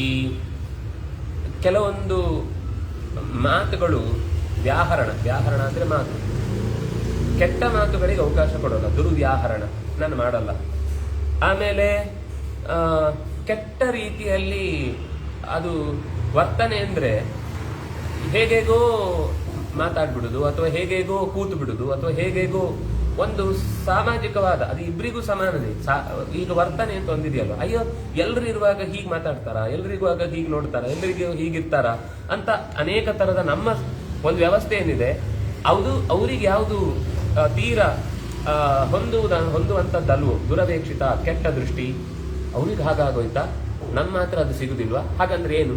ಅವರ ಸಂಬಂಧಿಗಳಿಗೆ ಯಾರೋ ಏನೋ ಒಂದು ಒಳ್ಳೇದು ಸಿಕ್ಕಿರುತ್ತೆ, ಅದನ್ನ ದುರವೇಕ್ಷಣ, ಕೆಟ್ಟ ದೃಷ್ಟಿಯಿಂದ ಇದು ಅವರಿಗೆ ಆಗ್ಬಾರ್ದು, ಅವ್ರು ನಮ್ಗೆ ಆಗದೇ ಇದ್ದದ್ದು ಅವ್ರಿಗೆ ಹೇಗಾಯ್ತು ಅನ್ನುವ ಈ ಯಾವುದೇ ಅವ್ಯವಸ್ಥೆಗಳಿಗೆ ನಾನು ಹೋಗುವುದಿಲ್ಲ. ಇನ್ನು ಸೂರ್ಯ ವೈಶ್ವಾನರ ಸಮಾನ್ ಸೋಮ ಪ್ರಕಲ್ಪಾನ್ ಮಹಾರಥಾನ್, ನನ್ನ ಯಜಮಾನಂದ್ರು ಕೂಡ ತುಂಬಾ ಡೀಸೆಂಟು. ಅವ್ರು ಯಾವತ್ತೂ ಕೂಡ ಯಾವುದೇ ವಿಷಯದಲ್ಲಿ ನನಗೆ ಅವಮಾನ ಆಗುವ ಹಾಗೆ ಮಾತಾಡಲ್ಲ. ನನ್ನ ಬಗ್ಗೆ ಕೆಟ್ಟ ದೃಷ್ಟಿಯಿಂದ ಇನ್ನೊಬ್ಬರ ಹತ್ರ ಪರಿಚಯ ಮಾಡಿಕೊಡಲ್ಲ, ಅಥವಾ ನಾನಿಲ್ಲದೆ ಇದ್ದಾಗ ಹೀಗಳಿಗೆ ಮಾತಾಡುವುದಾಗ್ಲಿ ಮಾಡಲ್ಲ. ಅದರಿಂದಾಗಿ ಅವರು ಸೂರ್ಯನಂತೆ ತೇಜಸ್ಸುಳ್ಳವರು, ಚಂದ್ರನಂತೆ ತಂಪು ತೋರುವವರು, ವೈಶ್ವಾನರಂತೆ ತೇಜಸ್ಸುಳ್ಳವರು, ಮತ್ತೆ ಯುದ್ಧದಲ್ಲೂ ಮಹಾರಥ. ಅವರವರ ಕರ್ತವ್ಯಗಳನ್ನ ಎಂದಿಗೂ ಕೂಡ ತಪ್ಪಿಸುವುದಿಲ್ಲ. ನನಗೇನೇನು ಕಾಲಕಾಲಕ್ಕೆ ಬೇಕಿದೆಯೋ ನನ್ನ ಅಭಿಪ್ರಾಯಗಳಿಗೆ ಎಲ್ಲಿ ಮನ್ನಣೆ ಕೊಡಬೇಕೋ ಅಲ್ಲಿ ಮನ್ನಣೆ ಕೊಡುತ್ತಾರೆ. ಮುಂದೆ ಇನ್ನೂ ಹೇಳ್ತಾಳೆ, ಅಭಿಪ್ರಾಯದ ಆ ಮನ್ನಣೆಯಲ್ಲೂ ದ್ರೌಪದಿಗೆ ಮುಖ್ಯ ಪಾತ್ರವೇ ಇರ್ತಿತ್ತು. ಅವರವರ ಜವಾಬ್ದಾರಿಯಲ್ಲಿ ಅವರು ನಡೀತಾ ಇದ್ರು ಕೂಡ ಎಲ್ಲರೂ ಏನ್ ಮಾಡ್ತಾ ಇದ್ದಾರೆ ಅಂತ ಗೊತ್ತಿದ್ದು ಇವಳಿಗೆ ಮಾತ್ರ. ಆ ಕಡೆಯಿಂದ ನಕುಲನ್ ವ್ಯವಸ್ಥೆ ಸಹದೇವನಿಗೆ ಗೊತ್ತಿರ್ಬೇಕಾಗಿಲ್ಲ, ಸಹದೇವನ ವ್ಯವಸ್ಥೆ ಅರ್ಜುನನಿಗೆ ಗೊತ್ತಿರ್ಬೇಕಾಗಿಲ್ಲ. ಎಲ್ಲರ ವ್ಯವಸ್ಥೆ ಒಳಗೆ ಏನೇನ್ ನಡೀತಾ ಇದೆ ಅನ್ನೋದು ನನಗೆ ಗೊತ್ತಾಗ್ತಿತ್ತು ಅಂತ ಹೇಳ್ತಾಳೆ ಮುಂದೆ. ದೇವೋ ಮನುಷ್ಯೋ ಗಂಧರ್ವೋ ಯುವಾ ವಾಪಿ ಸ್ವಲಂಕೃತ ದ್ರವ್ಯವಾನ್ ಅಭಿರೂಪೋ ವಾ ನಮೇನ್ಯ ಪುರುಷೋಮತಃ. ಅಂದ್ರೆ ನನಗೆ ಈ ವ್ಯಕ್ತಿಗಿಂತ, ಅಂದ್ರೆ ನಾನು ಈಗ ಪಾಂಡವರನ್ನ ಎದುರಿನಲ್ಲಿ ಅಥವಾ ಇಲ್ಲದೆ ಇದ್ದಾಗಲೂ ಆ ವ್ಯಕ್ತಿಗಿಂತ ಇನ್ನೊಬ್ಬರನ್ನ ದೊಡ್ಡವರು ಅಂತ ನಾನು ಯಾವತ್ತೂ ನನಗೆ ಸಂಬಂಧಪಟ್ಟಂತೆ ನಾನು ಭಾವಿಸ್ತಿರ್ಲಿಲ್ಲ. ಅದು ದೇವತೆಗಳಾಗಿರ್ಲಿ, ಮನುಷ್ಯರಾಗಿರ್ಲಿ, ಗಂಧರ್ವರಾಗಿರ್ಲಿ, ತುಂಬಾ ಚಂದ ಸುಂದರವಾಗಿರ್ಲಿ, ಒಳ್ಳೆಯ ಸಂಪತ್ತಿರುವವನಾಗಿರ್ಲಿ, ಗುಣ ಅಥವಾ ಅಷ್ಟೇ ಏನೇ ವ್ಯಕ್ತಿತ್ವ ಇದ್ರು ಅವರು ನನಗೆ ಸಂಬಂಧಪಟ್ಟವರ ಹಾಗೆ ನನ್ನ ಮನಸ್ಸಿನಲ್ಲಿ ಯೋಚನೆ ಮಾಡಲ್ಲ. ನ ಭುಕ್ತವತಿ ನ ಸ್ನಾತೆ ನ ಸಂವಿಷ್ಟೇ ಚ ಭರ್ತರಿ ನ ಸಂವಿಶಾಮಿ ನಾಶ್ನಾಮಿ ನ ಸ್ನಾಯೇ ಕರ್ಮ ಕುರುವತಿ. ಇದು ಸ್ವಲ್ಪ ಗಮನಿಸಿ ಅವಳಿಗೆ ಸಂಬಂಧಪಟ್ಟಂತೆ ಹೇಳ್ತಾಳೆ. ನ ಭುಕ್ತವತಿ, ಅವರ ಆಹಾರದ ವ್ಯವಸ್ಥೆ, ಯಾಕಂದ್ರೆ ವರವು ಹಾಗೆ ಇತ್ತು. ಪದಾರ್ಥವನ್ನ ಎಲ್ಲರಿಗೂ ಏನದು ಅಕ್ಷಯ ಪಾತ್ರೆ ಸೂರ್ಯನಿಂದ ಪ್ರದತ್ತವಾದದ್ದು, ಅವಳು ತಿಂದ ಮೇಲೆ ಅಲ್ಲಿ ಮತ್ತೆ ಅನ್ನ ಇಲ್ಲ. ಅದರಿಂದಾಗಿ ಎಲ್ಲರಿಗೂ ಬಡಿಸಿ ಆದ್ಮೇಲೆ ನಾನು ಊಟ ಮಾಡ್ತಿದ್ದೆ. ಆಮೇಲೆ ಅವರು ವಿಶ್ರಾಂತಿಗೆ ಹೋದ ಮೇಲೆ ನಾನು ವಿಶ್ರಾಂತಿಗೆ ಹೋಗ್ತಿದ್ದೆ. ಅವರು ಸ್ನಾನ, ಅವರ ಕಾರ್ಯಕ್ರಮಗಳು ಏನೇನಾಗಬೇಕು, ನಿತ್ಯ ಉಪಾಸನೆಗೆ ಅವರು ಬೆಳಿಗ್ಗೆ ಏನು ಬ್ರಾಹ್ಮ ಮುಹೂರ್ತದಲ್ಲಿ ನಡೆಸಬೇಕು, ಅದಾದ್ಮೇಲೆ ನನ್ನ ಕರ್ಮಗಳಿಗೆ ನಾನು ತೊಡಗ್ತಾ ಇದ್ದೆ. ಎದ್ದೇರುವುದು ಅವರಿಗಿಂತ ಮೊದಲಾದರೂ ಉಳಿದ ವಿಷಯದಲ್ಲಿ ಅವರಿಗೆ ಸಹಕಾರ ನೀಡುತ್ತಿದ್ದೆ. ಅಭ್ಯುತ್ಥಾಯ ಅಭಿನಂದಾನಿ ಆಸನೇನ ಉದಕೇನ ಚ. ಎಲ್ಲೋ ಕ್ಷೇತ್ರಾದ್ವಾ ವನಾದ್ವಾ ಗ್ರಾಮಾದ್ವಾ ಭರ್ತಾರಂ ಗೃಹಮಾಗತಂ, ಎಲ್ಲೋ ಕೆಲಸಕ್ಕೆ ಹೊರಗೆ ಹೋಗಿರ್ತಾರೆ, ಬರ್ತಾರೆ. ಬರುವಾಗ ಊರಿನಿಂದ ದೂರದಿಂದ ಬರಬಹುದು ಅಥವಾ ಕಾರ್ಯದಿಂದ ಬಂದಿರಬಹುದು. ಅಂತ ಸಂದರ್ಭದಲ್ಲಿ ನಾನೇ ಬಹಳ ಬೇಗನೆ ಎದ್ದು ಅಭಿನಂದಾನಿ, ನಗೆ ಮೊಗದಿಂದ ಅವರನ್ನ ಎದುರುಗೊಂಡು ಮಾತನಾಡಿಸಿ ಅವರಿಗೆ ಕೂತ್ಕೊಳ್ಳಿಕ್ಕೆ ಆಸನ, ಉದಕ, ಅರ್ಘ್ಯಪಾದ್ಯಾದಿಗಳನ್ನ ಕೊಟ್ಟು ಪ್ರಸನ್ನ ಭಾಂಡ ಮೃಷ್ಟಾನ್ನ, ಮನೆಗೆ ಬಂದಾಗ ಎಲ್ಲವೂ ಶುದ್ಧವಾಗಿರುವ ಹಾಗೆ, ಪಾತ್ರೆಗಳು ಪ್ರಸನ್ನ. ಅದಕ್ಕೆ ನಮ್ಮಲ್ಲಿ ಕನ್ನಡದಲ್ಲಿ ಹೇಳುವಾಗ ಪಾತ್ರೆ ಬೆಳಗುವುದು ಅಂತ, ಪಾತ್ರೆ ತೊಳೆಯುವುದು ಅಂತ ಹೇಳುವುದಿಲ್ಲ. ಬೆಳಗುವುದು ಅಂತಂದ್ರೆ ಅದು ಪ್ರಸನ್ನ, ನೋಡಿದ ತಕ್ಷಣ ಮನಸ್ಸಿಗೆ ಹಿತವಾಗುವ ಹಾಗೆ ಎಲ್ಲ ಪದಾರ್ಥಗಳು ಒಪ್ಪ ಓರಣವಾಗಿರುವುದು. ಎಲ್ಲ ಚೆಲ್ಲಾಪಿಲ್ಲಿ ಆಗಿ ಮನೆಗೆ ಬಂದಾಗ ಅಯ್ಯೋ ಅಲ್ಲೆಲ್ಲ ಒದ್ದಾಟ ನೋಡ್ಕೊಂಡು ಮತ್ತೆ ಇಲ್ಲಿ ಬಂದು ಅದನ್ನೇ ಒದ್ದಾಡುವುದನ್ನೇ ನೋಡ್ಬೇಕಾ ಅನ್ನಿಸದಂತೆ ಒಳ್ಳೆಯ ಮಿಷ್ಟಾನ್ನ, ರುಚಿಕರವಾದ ಅನ್ನವನ್ನು ಸಿದ್ಧಪಡಿಸಿ ಇರ್ತಿದ್ದೆ. ಆಮೇಲೆ ಕಾಲೇ ಭೋಜನದಾಯಿ, ಹಸಿದಾಗ ಊಟ ಇರುತ್ತೆ. ಹಸಿದಾಗ ಇನ್ನೂ ಒಂದು ಸ್ವಲ್ಪ ಹೊತ್ತು ಕಾಯಿಸುವುದು ಅಥವಾ ಇವತ್ತೇನು ನಾನು ಮಾಡ್ಲಿಕ್ಕೆ ಆಗುದಿಲ್ಲ ಅಂತ ಹೇಳಿ ಬೇಸರ ಪಡಿಸುವುದು, ಇಂಥದ್ದು ನಾನು ಮಾಡ್ತಿರ್ಲಿಲ್ಲ. ಸಂಯತ, ಗುಪ್ತಧಾನ್ಯ, ಈ ಆಹಾರಕ್ಕೆ ಬೇಕಾದ ಪದಾರ್ಥಗಳನ್ನ ಸರಿಯಾದ ಕಾಲದಲ್ಲಿ ವ್ಯವಸ್ಥೆ ಮಾಡಿ ಸ್ಟೋರ್ ರೂಮ್ ಅನ್ನ ಯಾವಾಗ್ಲೂ ನೀಟಾಗಿಟ್ಟಿರ್ಬೇಕು. ಮತ್ತೆ ಎಷ್ಟು ಬೇಕು ಮುಂದಿನದ್ದಕ್ಕೆಲ್ಲ ಗೊತ್ತಿದ್ದು ತಿಂಗಳಿನ ವ್ಯವಸ್ಥೆಯನ್ನ ಮಾಡ್ಕೊಂಡಿರ್ಬೇಕು. ನೀವು ಇವತ್ತು ತರಲಿಲ್ಲ, ನಾನು ಇವತ್ತು ಮಾಡ್ಲಿಲ್ಲ ಅಂತ ಹೀಗೆ ಒಂದೇ ಸರ್ತಿಗೆ ತರಬೇಕಾದ ದಿವಸವೇ ಹೇಳಿ ಅವತ್ತು ತರ್ಲಿಕ್ಕಾಗದೆ ನೋಡಿ ನೀವು ತರ್ಲಿಲ್ಲ ಅಂದ್ರೆ ಊಟ ಇಲ್ಲ ಅನ್ನೋ ಸ್ಥಿತಿ ಬರದ ಹಾಗೆ ನೋಡ್ಕೊಳ್ತಿದ್ದೆ. ಆಮೇಲೆ ಸುಸಂರಷ್ಟ ನಿವೇಶನ, ಮನೆಯನ್ನಂತೂ ಒಪ್ಪ ಓರಣವಾಗಿ ಇಡ್ತಿದ್ದೆ. ಅತಿರಸ್ಕೃತ ಸಂಭಾಷಾಂ, ಅವ್ರೇನೋ ಮಾತಾಡ್ತಾ ಇದ್ದಾಗ ಅದನ್ನು ಕಟ್ಟು ಮಾಡಿ ಮಾತಾಡುವುದಾಗ್ಲಿ, ಅಥವಾ ಕೆಟ್ಟ ಸ್ತ್ರೀಯರು ಏನಾದ್ರೂ ಕೆಟ್ಟ ವಿಷಯಗಳನ್ನ ಚರ್ಚೆ ಮಾಡ್ತಾ ಇದ್ರೆ ಅದರಲ್ಲಿ ನಾನು ಭಾಗವಹಿಸ್ತಾ ಇರಲಿಲ್ಲ. ಇದು ರಾಮನು ಕೂಡ ಹೇಳ್ತಾ ಇದ್ದ ಮಾತು. ನಾನು ಸೀತೆಗೆ ಹೇಗೆ ಮಹತ್ವ ಕೊಡ್ತಾ ಇದ್ದೆ ಅಂತ ಹೇಳುವಾಗ ವಿಗ್ರಹಕ್ಕೆ ಕಾರಣವಾಗುವ ಮಾತುಗಳನ್ನು ಬೆಳೆಸ್ತಾ ಇರಲಿಲ್ಲ, ಅಥವಾ ನಮ್ಗೆ ಸಂಬಂಧಪಡದ ವ್ಯರ್ಥವಾದ ಚರ್ಚೆ ಆದ್ರೆ ಅದಕ್ಕೆ ನಾನು ಮತ್ತೆ ಮುಂದುವರಿತಿರ್ಲಿಲ್ಲ, ಅಥವಾ ಇನ್ಯಾರದ್ದು ದೂರ ಆಗಿದ್ರೆ ನಾನು ಅದಕ್ಕೆ ಕಿವಿ ಕೊಡ್ತಿರ್ಲಿಲ್ಲ ಅಂತ. ಹಾಗೆ ಇಲ್ಲಿ ಅನುಕೂಲವತಿ, ನಿತ್ಯ ಯಾವಾಗ್ಲೂ ಕೂಡ ಅನುಕೂಲಕರಳಾಗಿ ಭವಾಮಿ ಅನಲಸ, ಆಲಸ್ಯ ಅಂತ ಅನ್ನೋದು ಮಾಡ್ತಿರ್ಲಿಲ್ಲ. ಅನರ್ಮ ಚಾಪಿ ಹಸಿತಂ, ಅಕಾರಣವಾಗಿ ನಗ್ತಿರ್ಲಿಲ್ಲ, ಮತ್ತೆ ನೋಯಿಸುವಂತೆ ನಗ್ತಿರ್ಲಿಲ್ಲ. ನಗುದು ಎಲ್ರಿಗೂ ಇರುತ್ತೆ, ನಗ್ಲೇಬೇಕು. ಆದ್ರೆ ಒಬ್ಬನಿಗೆ ಏನೋ ಅವನ ವೀಕ್ನೆಸ್ ಹೇಳಿ ನಕ್ಕಾಗ ಹರ್ಟ್ ಆಗುತ್ತೆ ಅಂತಂದಾಗ ಅದನ್ನ ಮತ್ತೆ ಮತ್ತೆ ಹೇಳಿ ಚುಚ್ಚಿ ನೋಯಿಸಿ ನಗಬೇಕಾದದ್ದನ್ನ, ಏನು ಇವತ್ತು ಪ್ರ್ಯಾಂಕ್ ಅಂತ ನಾವು ಕರಿತೇವೆ ಅಂತದ್ದನ್ನು ನಾನು ಮಾಡ್ತಿರ್ಲಿಲ್ಲ ಯಾವತ್ತೂ ಕೂಡ. ಯಾರಿಗೂ ಕೂಡ ಅವರು ನೊಂದು ನಾವು ನಗುವ ಹಾಗಾಗಬಾರ್ದು. ಅವರು ನಮ್ಮ ನಗುವಿನಲ್ಲಿ ಸೇರ್ಕೊಂಡು ಅವರದ್ದೇ ಏನೋ ವೀಕ್ನೆಸ್ ಇದ್ದಾಗ್ಲೂ ಅವರು ಅದನ್ನು ಎಂಜಾಯ್ ಮಾಡ್ತಾರೆ ಅಂತಂದಾಗ ಅವ್ರ ಜೊತೆಗೆ ನಗುದ್ರಲ್ಲೇ ತಪ್ಪಿಲ್ಲ.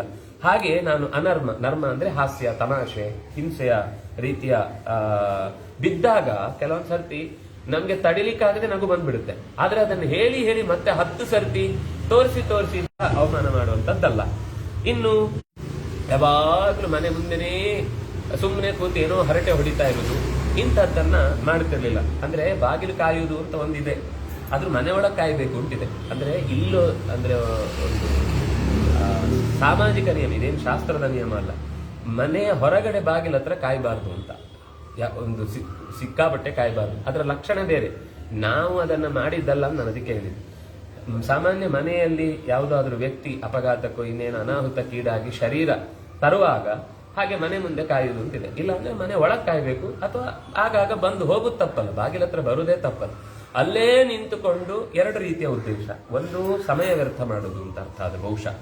ಎರಡನೇದು, ಇನ್ನೇನಾದ್ರೂ ಮನಸ್ಸು ಕೆಡುವಂತಹ ರೀತಿಯ ವಾತಾವರಣಗಳು ಎಲ್ಲೋ ನಮ್ಮ ಕಣ್ಣಿಗೆ ಬೀಳುವುದು ಅಂತ, ಅಥವಾ ಈ ರೀತಿಯಾದ ಸಾವಿನ ಸುದ್ದಿಯನ್ನ ಹೊತ್ತು ಮನೆಯ ಮುಂದೆ ಅಪಶಕುನದ ಹಾಗೆ ನಿಲ್ಲುವುದು ಅಂತ ಅರ್ಥ. ಇಂತಹದ್ದು ನಾನು ಮಾಡುತ್ತಿರಲಿಲ್ಲ.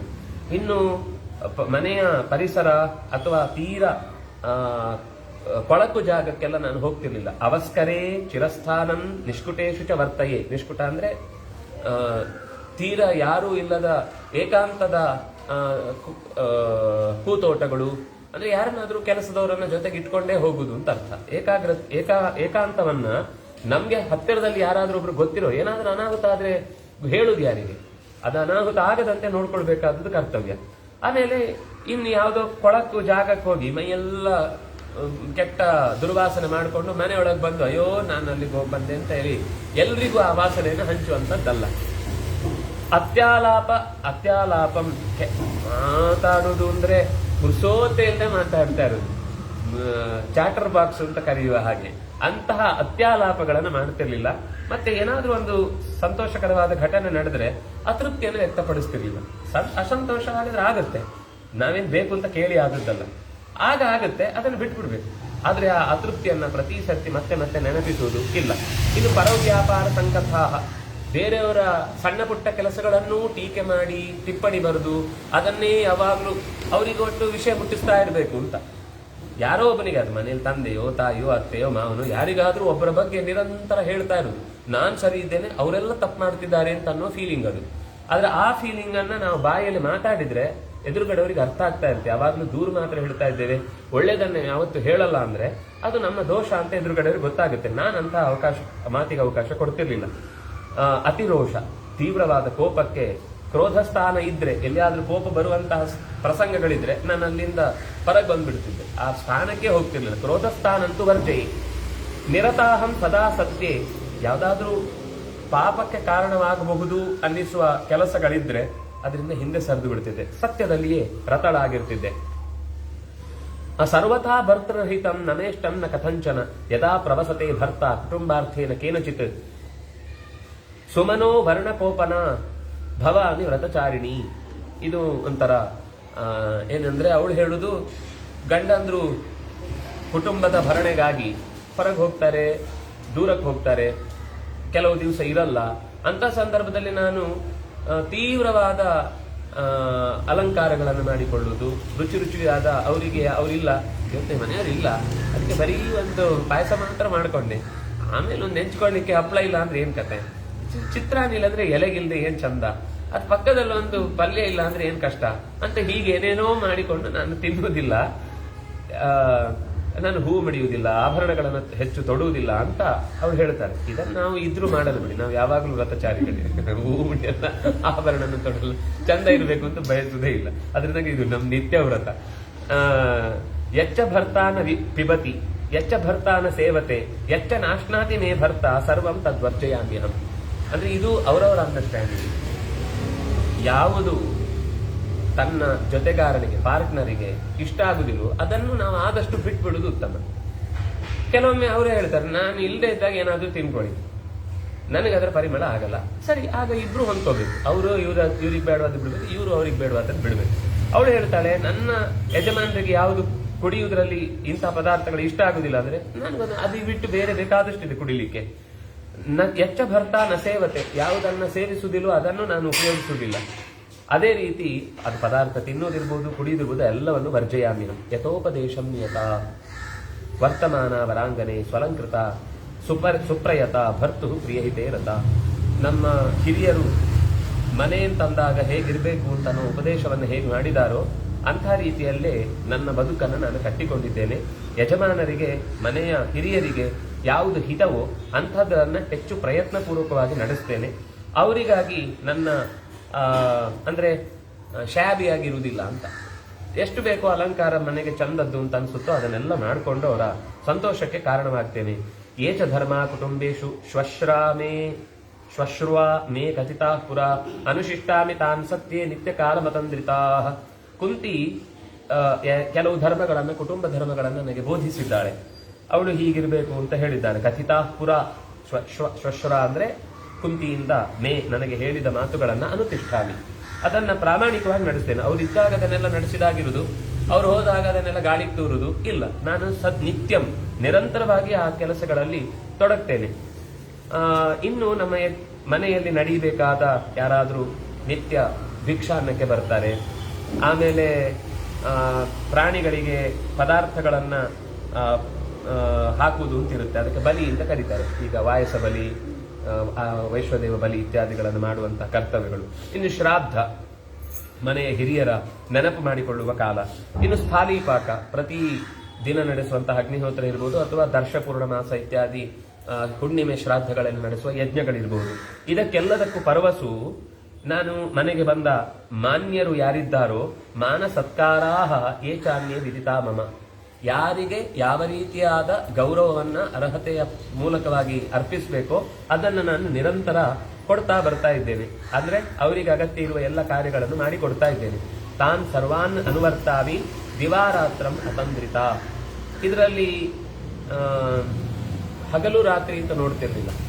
ಅತಂದ್ರಿತ, ಯಾವುದೇ ಔದಾಸೀನ್ಯ ಇಲ್ಲದೆ ಅನುತಿಷ್ಠಾಮಿ. ಕುಂತಿ ಹೇಳಿದ ಎಲ್ಲ ಕಥೆಗಳನ್ನ ಅತ್ಯಂತ ಸುಖವಾಗಿ ನಡೆಸ್ತೇನೆ. ಮಾನ್ಯಾನ ತಾನ್ ಸರ್ವಾನ್ ಅನುವರ್ತಾಮಿ, ಅವರೆಲ್ಲರನ್ನೂ ಕೂಡ ಕಾಲಕ್ಕೆ ತಕ್ಕಂತೆ ಪೂಜಿಸ್ತೇನೆ, ಗೌರವಿಸ್ತೇನೆ. ಅವರ ಅಗತ್ಯಗಳನ್ನು ನಾನು ಪೂರೈಸ್ತೇನೆ. ಹೀಗೆ ಮೃದೂನ್ ಸತಃ ಸತ್ಯಶೀಲಾನ್ ಸತ್ಯಧರ್ಮಾನುಪಾಲಿನಃ ಆಶೀವಿಷಾನ್ ಇವ ಕ್ರುದ್ಧಾನ್ ಪತೀನ್ ಪರಿಚರಾಮ್ಯಹಂ. ಇನ್ನು ಮೃದುವಾದ ಮಾತುಗಳಿಂದ, ವಿನಯವಾದ ನಡೆಗಳಿಂದ, ಸದಾ ಸರ್ವಾತ್ಮನಾಶ್ರಿತ, ಯಾವಾಗಲೂ ಈ ವಿಷಯದಲ್ಲಿ ಸ್ವಲ್ಪವೂ ಕೂಡ ಕೋಪ ಮಾಡಿಕೊಳ್ಳುತ್ತಿರಲಿಲ್ಲ. ಇನ್ನು ಅಕಸ್ಮಾತ್ ಕೆಲವೊಮ್ಮೆ ಹೊರಗಿನ ಯಾವುದೋ ಒಂದು ಕೆಲಸದ ಒತ್ತಡದಿಂದ ಉದ್ವೇಗದಲ್ಲಿ ಇರ್ತಾರೆ. ಅವರೇನೋ ಆಶೀವಿಷಾನಿವ, ಈಗ ವಿಷವನ್ನ ಕಾರುವ ಸರ್ಪಗಳಂತೆ ಬುಸುಗುಡ್ತಾ ಇದ್ರೂ ಕೂಡ ಅವರ ವಿಷಯದಲ್ಲಿ ನಾನು ಪರಿಚರಣೆ ಮಾಡ್ತಿದ್ದೆ ಹೊರತು ಪ್ರತಿಯಾದ ವಾದವನ್ನ ಮಾಡ್ತಾ ಇರಲಿಲ್ಲ. ಯಾಕೆಂದ್ರೆ ಪತ್ಯಾಶ್ರಯೋ ಹಿ ಮೇ ಧರ್ಮ ಮತ ಸ್ತ್ರೀಣಾಂ ಸನಾತನಃ ಸದೇವ ಸಾ ಗತಿ ನಾರ್ಯಾ ತಸ್ಯ. ಈ ಧರ್ಮವನ್ನ ಅಂದ್ರೆ ಅವರವರ ಸ್ಥಾನಮಾನಗಳಿಗೆ ತಕ್ಕ ಗೌರವ ಕೊಡಬೇಕು ಅಂತ ಅನ್ನುವ ನನ್ನ ಕರ್ಮವನ್ನ ಧರ್ಮ ಅಂತ ಮಾಡ್ತಿದ್ದೆ. ಇದು ಯಾಕೆಂದ್ರೆ ಇದು ಪ್ರಾಚೀನ ಕಾಲದಿಂದಲೂ ನಡೆದು ಬಂದಂತಹ ವ್ಯವಸ್ಥೆ. ಎಲ್ಲರೂ ಒಬ್ಬರಿಗೊಬ್ಬರು ಹೊಂದಿಕೊಂಡು ಬದುಕು ನಡೆಸಿದ್ರೆ ಮಾತ್ರ ಮನೆ ಅರಮನೆಯ ಹಾಗಿರುತ್ತೆ. ಇಲ್ಲ ಅಂದ್ರೆ ಅದು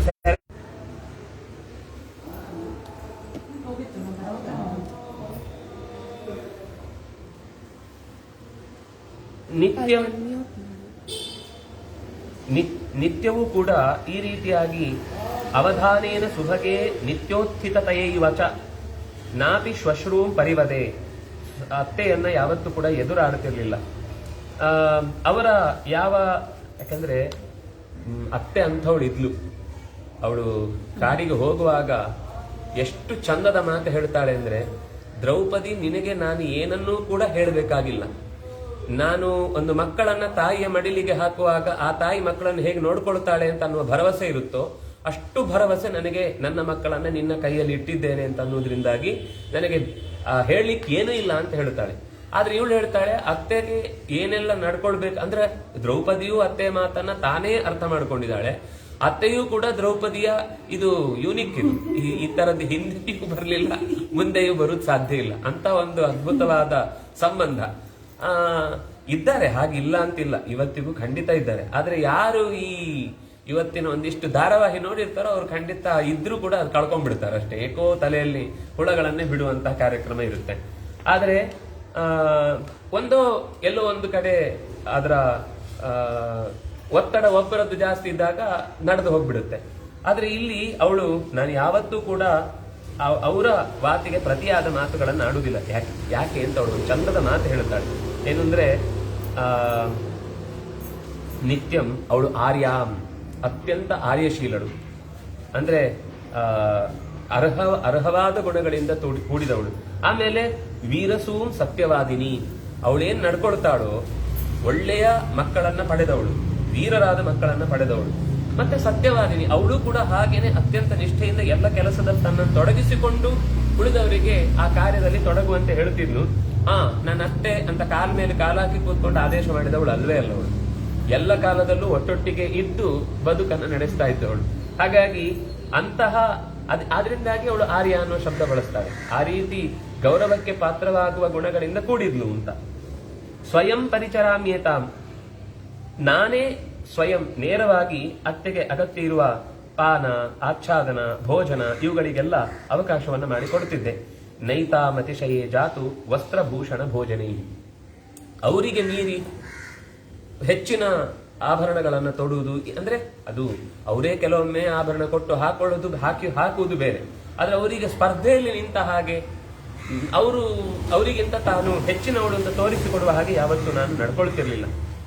ಇನ್ನೂ ಒಂದು ಹೇಳ್ತೇನೆ, ನಮ್ಮ ಅರಮನೆಯ ಕಾಲದ ಪ್ರಸಂಗಗಳನ್ನು ಅದಕ್ಕಿಂತ ಮುಂಚೆ 1-2 ವಾಕ್ಯ ಇಲ್ಲಿದ್ದೆ. ಇಲ್ಲಿ ಪ್ರತಿ ದಿವಸ 88,000 ಜನ ಸ್ನಾತಕಾಹ ಗೃಹಮೇಧಿನ, ಯಾರು ನಿತ್ಯ ಅಗ್ನಿಹೋತ್ರ ನಡೆಸುವ ಗೃಹಮೇಧಿಗಳು ಅಂತಂದ್ರೆ ನಿತ್ಯ ಅಗ್ನಿಹೋತ್ರ ನಡೆಸುವಂಥವ್ರು. ಗೃಹಮೇಧ ಅಂದ್ರೆ ಮನೆಯ ಅಗ್ನಿಯನ್ನ ಕಾಪಾಡಿಕೊಳ್ಳುವವರು, ಮನೆಯ ಅಗ್ನಿಯನ್ನ ನಿತ್ಯ ಕಾಪಾಡಿಕೊಳ್ಳುವವರು ಗೃಹಸ್ಥರು. ಅದರ ಜೊತೆಗೆ ಅಷ್ಟಾವಗ್ರೆ ಬ್ರಾಹ್ಮಣಾನಾಂ ಸಹಸ್ರಾಣಿ ಸ್ಮ ನಿತ್ಯದ, ಶಾಸ್ತ್ರಾಧ್ಯಯನಕ್ಕೋಸ್ಕರವೇ ಬದುಕನ್ನು ಮೀಸಲಾಗಿಟ್ಟವರು, ಅಧ್ಯಯನವೇ ಅವರ ಪ್ರಧಾನ ಅಂಶ. ಇವರೆಲ್ಲರೂ ಕೂಡ ಇನ್ನು ಸ್ನಾತಕರು ಮತ್ತು ಗೃಹಮೇಧಿ ಒಟ್ಟು ಮಾಡಿದ್ದಾರೆ. ಸ್ನಾತಕರು ಅಂತಂದ್ರೆ ಇನ್ನು ಮದುವೆ ಆಗ್ಲಿಕ್ಕೆ ಇರುವವರು. ಸ್ನಾತಕ ಅಂದ್ರೆ ಗುರುಗಳು ನಿನ್ನ ವಿದ್ಯಾಭ್ಯಾಸ ಕಲೆಗಳನ್ನ ಆವಾಹನೆ ಮಾಡಿ ಅದನ್ನ ಶಿಷ್ಯನ ತಲೆಗೆ ಹಾಕಿ ಶಿಷ್ಯನಲ್ಲಿ ದೇವತಾ ಸನ್ನಿಧಾನವನ್ನ, ಅಧ್ಯಯನಕ್ಕೆ ಬೇಕಾದ ಪುಷ್ಟಿಯನ್ನ ತುಂಬುವಂತ ಒಂದು ಸ್ನಾನ ಮಾಡಿಸ್ಲಿಕ್ಕಿದೆ. ಗುರುಗಳೇ ಮಾಡಿಸುವ ಸ್ನಾನ ಅದು. ಅಂದ್ರೆ ಅದು ಸಂಸ್ಕಾರಗಳಲ್ಲಿ ಒಂದು. ಇವತ್ತು ಸ್ನಾತಕ ಅಂತ ಅನ್ನೋದು ತಲೆಗೆ ಒಂದು ಟೊಪ್ಪಿಗೆ ಹಾಕಿ ಕಿವಿಗೊಂದು ಏನೋ ಕೋಡ್ಬಳೆ ಹಾಕಿ ಓಡಿಸ್ತಾರೆ. ಅದಷ್ಟೇ ಅಲ್ಲ, ನಿಜವಾಗಿ ಅದು ಗುರುಕುಲದಲ್ಲಿ ಆಗಬೇಕಾದದ್ದು ಸ್ನಾತಕ ವ್ರತ ಅಂತ ಅನ್ನುವಂಥದ್ದು. ಇವತ್ತು ಸಮಾವರ್ತನೆಯ ರೂಪದಲ್ಲಿ ಅದೇನೋ ರೂಪಗಳನ್ನ ಬದಲಾಯಿಸಿಕೊಂಡಿದೆ. ಅಂದ್ರೆ ಮೊದಲು ಉಪನಿಷದ್ ವ್ರತ, ಗೋದಾನ ವ್ರತ, ಮಹಾನಾಮ್ನಿ, ಮಹಾವ್ರತ ಇದನ್ನು ಮಾಡುವಾಗ ಸ್ನಾನ ಮಾಡಿಸುವಂಥದ್ದು. ಮಹಾನಾಮ್ನಿ, ಮಹಾವ್ರತ, ಗೋದಾನ, ಉಪನಿಷದ್ ವ್ರತ ಇದಿಷ್ಟೂ ಕೂಡ ಗುರುಗಳು ಸ್ನಾನವನ್ನ ಮಾಡಿಸಿ ಆತನಿಗೆ ಆದೇಶವನ್ನು ಮಾಡಿ ಮುಂದೆ ನೀನು ಹೆಚ್ಚಿನ ಅಧ್ಯಯನ ಮಾಡಬಹುದು ಅಥವಾ ಗೃಹಸ್ಥಾಶ್ರಮಕ್ಕೆ ಕಾಲಿಡಬಹುದು ಅನ್ನುವ ಒಂದು ಅನುಕೂಲವನ್ನ ಮಾಡಿಕೊಡುವಂತಹ ವ್ಯವಸ್ಥೆ ಅದು. ಅಂತ ಸ್ನಾತಕರೆಲ್ಲ ಇಲ್ಲಿ ಇರ್ತಿದ್ರು. ಅವರು ಒಬ್ಬೊಬ್ಬರಿಗೂ ಸಹಾಯಕ್ಕೆ ಅಂತ ಮತ್ತೆ 30 ಜನ, ಅಷ್ಟೂ ಜನರಿಗೆ ಬೇಕಾದ ಆಹಾರದ ವ್ಯವಸ್ಥೆ ಇತ್ಯಾದಿಗಳೆಲ್ಲ ನಡೀತಾ ಇತ್ತು. ಇನ್ನು ಅರಮನೆಯಲ್ಲಿರುವಾಗಂತೂ ಎಲ್ಲರಿಗೂ ರುಗ್ಮ ಪಾತ್ರಂ, ಬಂಗಾರದ ತಟ್ಟೆಯಲ್ಲಿ ಬೇಕಾದಷ್ಟು ಖಾಲಿ ಎಷ್ಟು ಮಾಡಿದ್ರು ಮತ್ತಷ್ಟು ಊಟಕ್ಕೆ ವ್ಯವಸ್ಥೆ. ಕ್ರಿಯತೆ ರುಗ್ಮಪಾತ್ರೀಹಿ ಯತೀನಾ ಊರ್ಧ್ವರೇತಸಾಂ, ಇನ್ನು ಯತಿಗಳು ಇರ್ತಿದ್ರು, ಊರ್ಧ್ವರೇತಸ್ಕರಾದಂತಹ ಋಷಿಗಳಿಗೂ ಕೂಡ 10 ಸಂಖ್ಯೆಯಲ್ಲಿ 10,000 ದಶ ಅನ್ಯಾನಿ, ಇನ್ನು 10,000 ಈ ಊರ್ಧ್ವರೇತಸ್ಕರಿದ್ದವರಿಗೂ ಬೇಕಾದ ಎಲ್ಲ ವ್ಯವಸ್ಥೆಯನ್ನ ಅಲ್ಲಿ ವೇದವನ್ನ ಕಂಡವರು, ಶಾಸ್ತ್ರಗಳನ್ನ ರಚನೆ ಮಾಡಿ ಸಮಾಜಕ್ಕೆ ಮುಟ್ಟಿಸುವವರು, ಇಂಥವರೆಲ್ಲ ಯಥಾರ್ಹಂ ಪೂಜೆಯಾಮಿ ಸ್ಮ. ಇದು ಇಲ್ಲಿ ಸ್ಮ ಅಂತ ಹೇಳಿ ಇದು ಇಲ್ಲಿ ತನಕ ಮಾಡ್ತಾ ಇದ್ದಿದ್ದು, ಇಲ್ಲೇ ಇದ್ದಾಗ ಮಾಡ್ತಾ ಇದ್ದಿದ್ದು. ಇದನ್ನ ಹಿಂದಿದ್ದು ಹೇಳ್ತಾರೆ. ಅಲ್ಲಿಯೂ ಕೂಡ ನಾನು ಅಧಿಕಾರ ಇಲ್ಲಿದ್ದಾಗ ಏನೂ ಇಲ್ಲದೆ ಇದ್ದಾಗ ಹಲ್ಕಿಸಿಯುವುದು ಅಂತ ಅನ್ನೋ ಸ್ಥಿತಿಯಲ್ಲಿ, ಅಥವಾ ದುಡ್ಡಿಲ್ಲದೆ ಇದ್ದಾಗ ಭಾರಿ ನಯ ನಾಜುಕು ವರ್ತನೆ ಎಲ್ಲ ಇರ್ತದೆ. ದುಡ್ಡಿದ್ದಾಗ ಎಲ್ಲ ಹೊರಟೋಗ್ಬಿಡುತ್ತೆ. ಅಧಿಕಾರ ಬಂದ ತಕ್ಷಣ ಅದನ್ನ ದುರುಪಯೋಗ ಮಾಡಿಕೊಳ್ಳುವ ಯೋಚನೆ ಇರುತ್ತೆ. ಇಲ್ಲಿ ಈಗ ಏನು ಇಲ್ಲ ಅನ್ನುವ ಕಾರಣಕ್ಕೆ ಸೇವೆ ಅಲ್ಲ, ಇದ್ದಾಗಲೂ ವೀರ ರಮಣಿಯಾಗಿ ಅಥವಾ ವೀರ ರಾಣಿಯಾಗಿ ನೆಲೆಸಿದ ಸಂದರ್ಭದಲ್ಲೂ ಕೂಡ ಪೂಜೆಯಾಮಿ ಸ್ಮ, ಶತಂ ದಾಸಿ ಸಹಸ್ರಾಣಿ ಕೌಂಟೇಯಸ್ಯ ಮಹಾತ್ಮನಃ. ಯುಧಿಷ್ಠಿರನಿಗೆ ಸಂಬಂಧಪಟ್ಟಂತೆ ಸಾವಿರಾರು ಜನ ಸಹಾಯಕ್ಕೆ ಅಲ್ಲಿ ಸಹಕಾರಿಣಿಯರು ಇರ್ತಿದ್ರು. ಅವರನ್ನೆಲ್ಲರೂ ಕೂಡ ಅವ್ರು ಎಂಥವ್ರು ಅಂತಂದ್ರೆ ಸ್ವಲಂಕೃತ ನಿಷ್ಕಕಂಠ್ಯ, ತುಂಬ ಚಂದದ ಕಂಠಾಭರಣಗಳನ್ನ ಅಲಂಕಾರದ ವಸ್ತುಗಳಿಂದ ಭೂಷಿತರಾದವರು, ಒಳ್ಳೆಯ ತೋಳಿ ಬಂದಿ ಕಂಕಣಗಳನ್ನೆಲ್ಲ ಹೊತ್ತವರು, ಒಳ್ಳೆಯ ಮಾಲೆಗಳನ್ನು ತೊಟ್ಟವರು, ಬಂಗಾರಗಳ ಬೇರೆ ಬೇರೆ ರೀತಿಯಾದ ಕಸೂತಿಗಳಿಂದ ಕೂಡಿದ ಬಟ್ಟೆಯನ್ನು ತೊಟ್ಟವರು, ಚಂದನೋಕ್ಷಿತಾ ಗಂಧದ ಪರಿಮಳದಿಂದ ಕೂಡಿದಂತಹ ವಸ್ತುಗಳನ್ನೆಲ್ಲ ಹಾಕಿಕೊಂಡವರು. ಇಂತಹ ಸೇವಕರೇ ಬೇಕಾದಷ್ಟು ಇದ್ರು. ಇಷ್ಟು ಜನರ ಜೊತೆಗೆ ನೃತ್ಯ ಗೀತ ವಿಶಾರದ ಪ್ರತಿಯೊಬ್ಬರೂ ಕೂಡ ಕಾಲಕಾಲಕ್ಕೆ ಬೇಕಾದ ಗಾನ, ನೃತ್ಯ, ವಾದ್ಯಗಳನ್ನು ನುಡಿಸುವುದು ಇತ್ಯಾದಿಗಳನ್ನೆಲ್ಲ ಮಾಡಿ ಅವರಿಗೂ ಕೂಡ ಭೋಜನ ಆಚ್ಛಾದನ ನಿಚ, ಅವರಿಗೂ ಬೇಕಾದಂತಹ ಅಷ್ಟೂ ಜನರಿಗೆ ಬೇಕಾದ ಅಗತ್ಯವನ್ನ ನಾನು ಪೂರೈಸ್ತಾ ಇದ್ದೆ. ತಾಸಾಂ ನಾಮಚ ರೂಪಂಚ. ಎಷ್ಟು ಜನ ಇದ್ರು ಅಷ್ಟೂ ಜನರ ಹೆಸರು ಗೊತ್ತಿತ್ತು. ಆಮೇಲೆ ಅವರ ಆಕೃತಿ ಗೊತ್ತಿತ್ತು. ಕೆಲವೊಮ್ಮೆ ವ್ಯಕ್ತಿ ಗೊತ್ತಿರ್ತಾರೆ, ಹೆಸರು ಏನಂತ ಗೊತ್ತಾಗಲ್ಲ. ಕೆಲವೊಮ್ಮೆ ಹೆಸರು ಗೊತ್ತಿರುತ್ತೆ, ವ್ಯಕ್ತಿ ಯಾರು ಅಂತ ನೆನಪಾಗಲ್ಲ. ಈ ತರ ಅಲ್ಲದೆ ವ್ಯಕ್ತಿ ಮತ್ತು ರೂಪ ಇದೆರಡೂ ಕೂಡ ನಮ್ಮ ಕಾಲೇಜಲ್ಲಿರುವಾಗ ಒಬ್ರು ಎಲ್ ಪಿ ಸರ್ ಅಂತಿದ್ರು, ಇದ್ದಾರೆ ಅಂದ್ರೆ ಈಗ ಅಲ್ಲಿಲ್ಲ ಅಷ್ಟೇ. ಆದ್ರೆ ಅವರು ಪ್ರತಿಯೊಬ್ಬರನ್ನು ಮಾತಾಡಿಸುವಾಗ ಹೆಸರು ಹಿಡಿದು ಮಾತಾಡಿಸ್ತಿದ್ರು. ಅಂದ್ರೆ ಅದೊಂದು ಸಾಮರ್ಥ್ಯ, ಅದು ಅಸಾಧಾರಣವಾದ ಸಾಮರ್ಥ್ಯ. ಇದು ಕೇವಲ ಒಬ್ಬ ಅಧ್ಯಾಪಕ ಅಂತಲ್ಲ, ಯಾವುದೇ ಒಬ್ಬ ದೊಡ್ಡ ಸ್ಥಾನದಲ್ಲಿದ್ದು ಒಂದಿಷ್ಟು ಜನರ ನೋಡಿಕೊಳ್ಳುವ ವ್ಯವಸ್ಥೆಯಲ್ಲಿ ಇದ್ದವನಿಗೆ ಅಷ್ಟು ಜನರ ಎಲ್ಲ ಅಲ್ಲಿ ಅವಳು ಮುಂದೆ ಇನ್ನು ಮಾತು ಹೇಳುವುದು ಬಹಳ ಚೆನ್ನಾಗಿದೆ. ಏನು ಅಂದ್ರೆ ಸರ್ವಾಸಾಮೇವ ವೇದಾಹಂ ಕರ್ಮ ಚೈವ ಕೃತಾಕೃತಂ. ಅಷ್ಟೂ ಜನರ ಕೆಲಸ ಏನು ಗೊತ್ತಿದೆ, ಯಾವ ಏರಿಯಾದಲ್ಲಿ ಕೆಲಸ ಮಾಡ್ತಾರೆ, ಯಾವ ಕೆಲಸ ಈ ಹಿಂದೆ ಮಾಡಿಲ್ಲ, ಯಾವ ಕೆಲಸನ ಅವ್ರು ಚೆನ್ನಾಗಿ ಮಾಡ್ತಾರೆ, ಯಾರಾದ್ರೂ ಒಬ್ರು ಇಲ್ಲದೆ ಇದ್ದಾಗ ಅವರ ಕೆಲಸವನ್ನ ಇನ್ನೊಬ್ರು ವಹಿಸಿಕೊಂಡು ಆ ಕೆಲಸ ನಿಲ್ಲದಂತೆ ಯಾರು ನೋಡ್ಕೊಂಡಿದ್ದಾರೆ, ಇದೆಲ್ಲವೂ ನನಗೆ ಗೊತ್ತಿರ್ತಿತ್ತು. ಅವ್ರಿಗೆ ಸಂಬಳ ಎಷ್ಟು, ಅವರಿಗೆ ವೇತನ ಎಷ್ಟು, ಅವರು ಕೊಡುವ ಭಾಟಕ ಏನು, ಇದೆಲ್ಲವೂ ನನಗೆ ಕರೆಕ್ಟ್ ಆಗಿ ಯಾವ ಸಂದರ್ಭದಲ್ಲಿ ಮನೆಯಲ್ಲಿ ತೊಂದರೆ ಇದ್ದಾಗ ಯಾವಾಗ ಹೆಚ್ಚಿನದನ್ನು ಕೊಟ್ಟಿತ್ತು, ಯಾವುದೋ ಒಂದು ಸಂದರ್ಭದಲ್ಲಿ ಏನೋ ಅವರಿಗೆ ಕೊಡಬೇಕಾದದನ್ನು ಕೊಡದೆ ತಡೆ ಹಿಡಿದ ಕಾರಣ ಏನು, ಇದೆಲ್ಲ ಗೊತ್ತಿತ್ತು. ಶತಂ ದಾಸಿ ಸಹಸ್ರಾಣಿ ಕುಂತಿ ಪುತ್ರಸ್ಯ ಧೀಮತಃ ಪಾತ್ರೀಹಸ್ತಾಹ ದಿವಾರಾತ್ರಂ ಅತಿಥೀನ್ ಭೋಜಯಂತ್ಯುತ. ಕುಂತಿ ಪುತ್ರನಾದಂತಹ ಯುಧಿಷ್ಠಿರನಿಗೆ ಸಾವಿರಾರು ಸಹಾಯಕರು ಸುತ್ತ ಇದ್ದವರು ಏನಾದ್ರೂ ವಸ್ತುಗಳು ಬೇಕು ಅಂದಾಗ ಹಿಡಿದು ತಂದೆ ಎದುರುಗಡೆ ಕೊಡ್ಲಿಕ್ಕೆ ತಯಾರಿರ್ತದೆ. ಅತಿಥಿಗಳ ಸತ್ಕಾರಕ್ಕಾಗಿ ಸದಾ ಕಾಯ್ತಿದ್ರು. ಒಂದು ಬಡಿದ್ರೆ ಅವರಿಗೆ ಅರ್ಘ್ಯಪಾದ್ಯ ವ್ಯವಸ್ಥೆ ಎಲ್ಲ ಬಂದ ಅತಿಥಿಗಳಿಗೆ ಆಗಬೇಕು, ಹಾಗೆ ಸಿದ್ಧವಾಗಿ ಇರ್ತಿದ್ರು. ಒಂದ್ ನಿಮಿಷ ತಾಳಿ ಅಂತ ಹೇಳಿ ಆಮೇಲೆ ಪಾತ್ರೆ ಹುಡುಕುದು, ಆಮೇಲೆ ನೀರು ತರುದು, ಆಮೇಲೆ ವ್ಯವಸ್ಥೆ ಮಾಡುದು ಇಲ್ಲ. ಶಬ್ದ ಗಮನಿಸಿ, ಅಲ್ಲಿ ಪಾತ್ರೀಹಸ್ತಾಹ ನಿರಂತರ ಅಗತ್ಯ ಇರುವ ವಸ್ತುಗಳನ್ನ ಕೈಯಲ್ಲಿ ಹಿಡದೇ ಇರ್ತಿದ್ರು. ಅವರಿಗೆ ಅದಕ್ಕೆ ಸಂಬಳ. ಅಂದ್ರೆ ಇದು ಏನು ಅಂದ್ರೆ ಆ ವ್ಯಕ್ತಿಗೆ ಎಷ್ಟು ನಾವು ಗೌರವ ಕೊಟ್ಟಿದ್ದೇವೆ, ಎಷ್ಟು ಬೇಗ ಅದಕ್ಕೆ ಸ್ಪಂದಿಸಿದ್ದೇವೆ ಅಂತ ಅನ್ನೋದೇ ಒಂದು. ಯಾಕೆಂದ್ರೆ ಇದು ಋಷಿಗಳೆಲ್ಲ ಇಷ್ಟೆಲ್ಲ ತಲೆ ಕೆಡಿಸ್ಕೊಳ್ಳುವುದಿಲ್ಲ. ಆದ್ರೆ ಈ ರಾಜಕಾರಣದ ವ್ಯವಹಾರದಲ್ಲಿ ಇದ್ದವರೆಲ್ಲ ಇದನ್ನು ಬಹಳ ಗಮನಿಸ್ತಾರೆ. ನಮ್ಗೆ ಎಷ್ಟು ಆದರ ಮಾಡಿದ್ರು.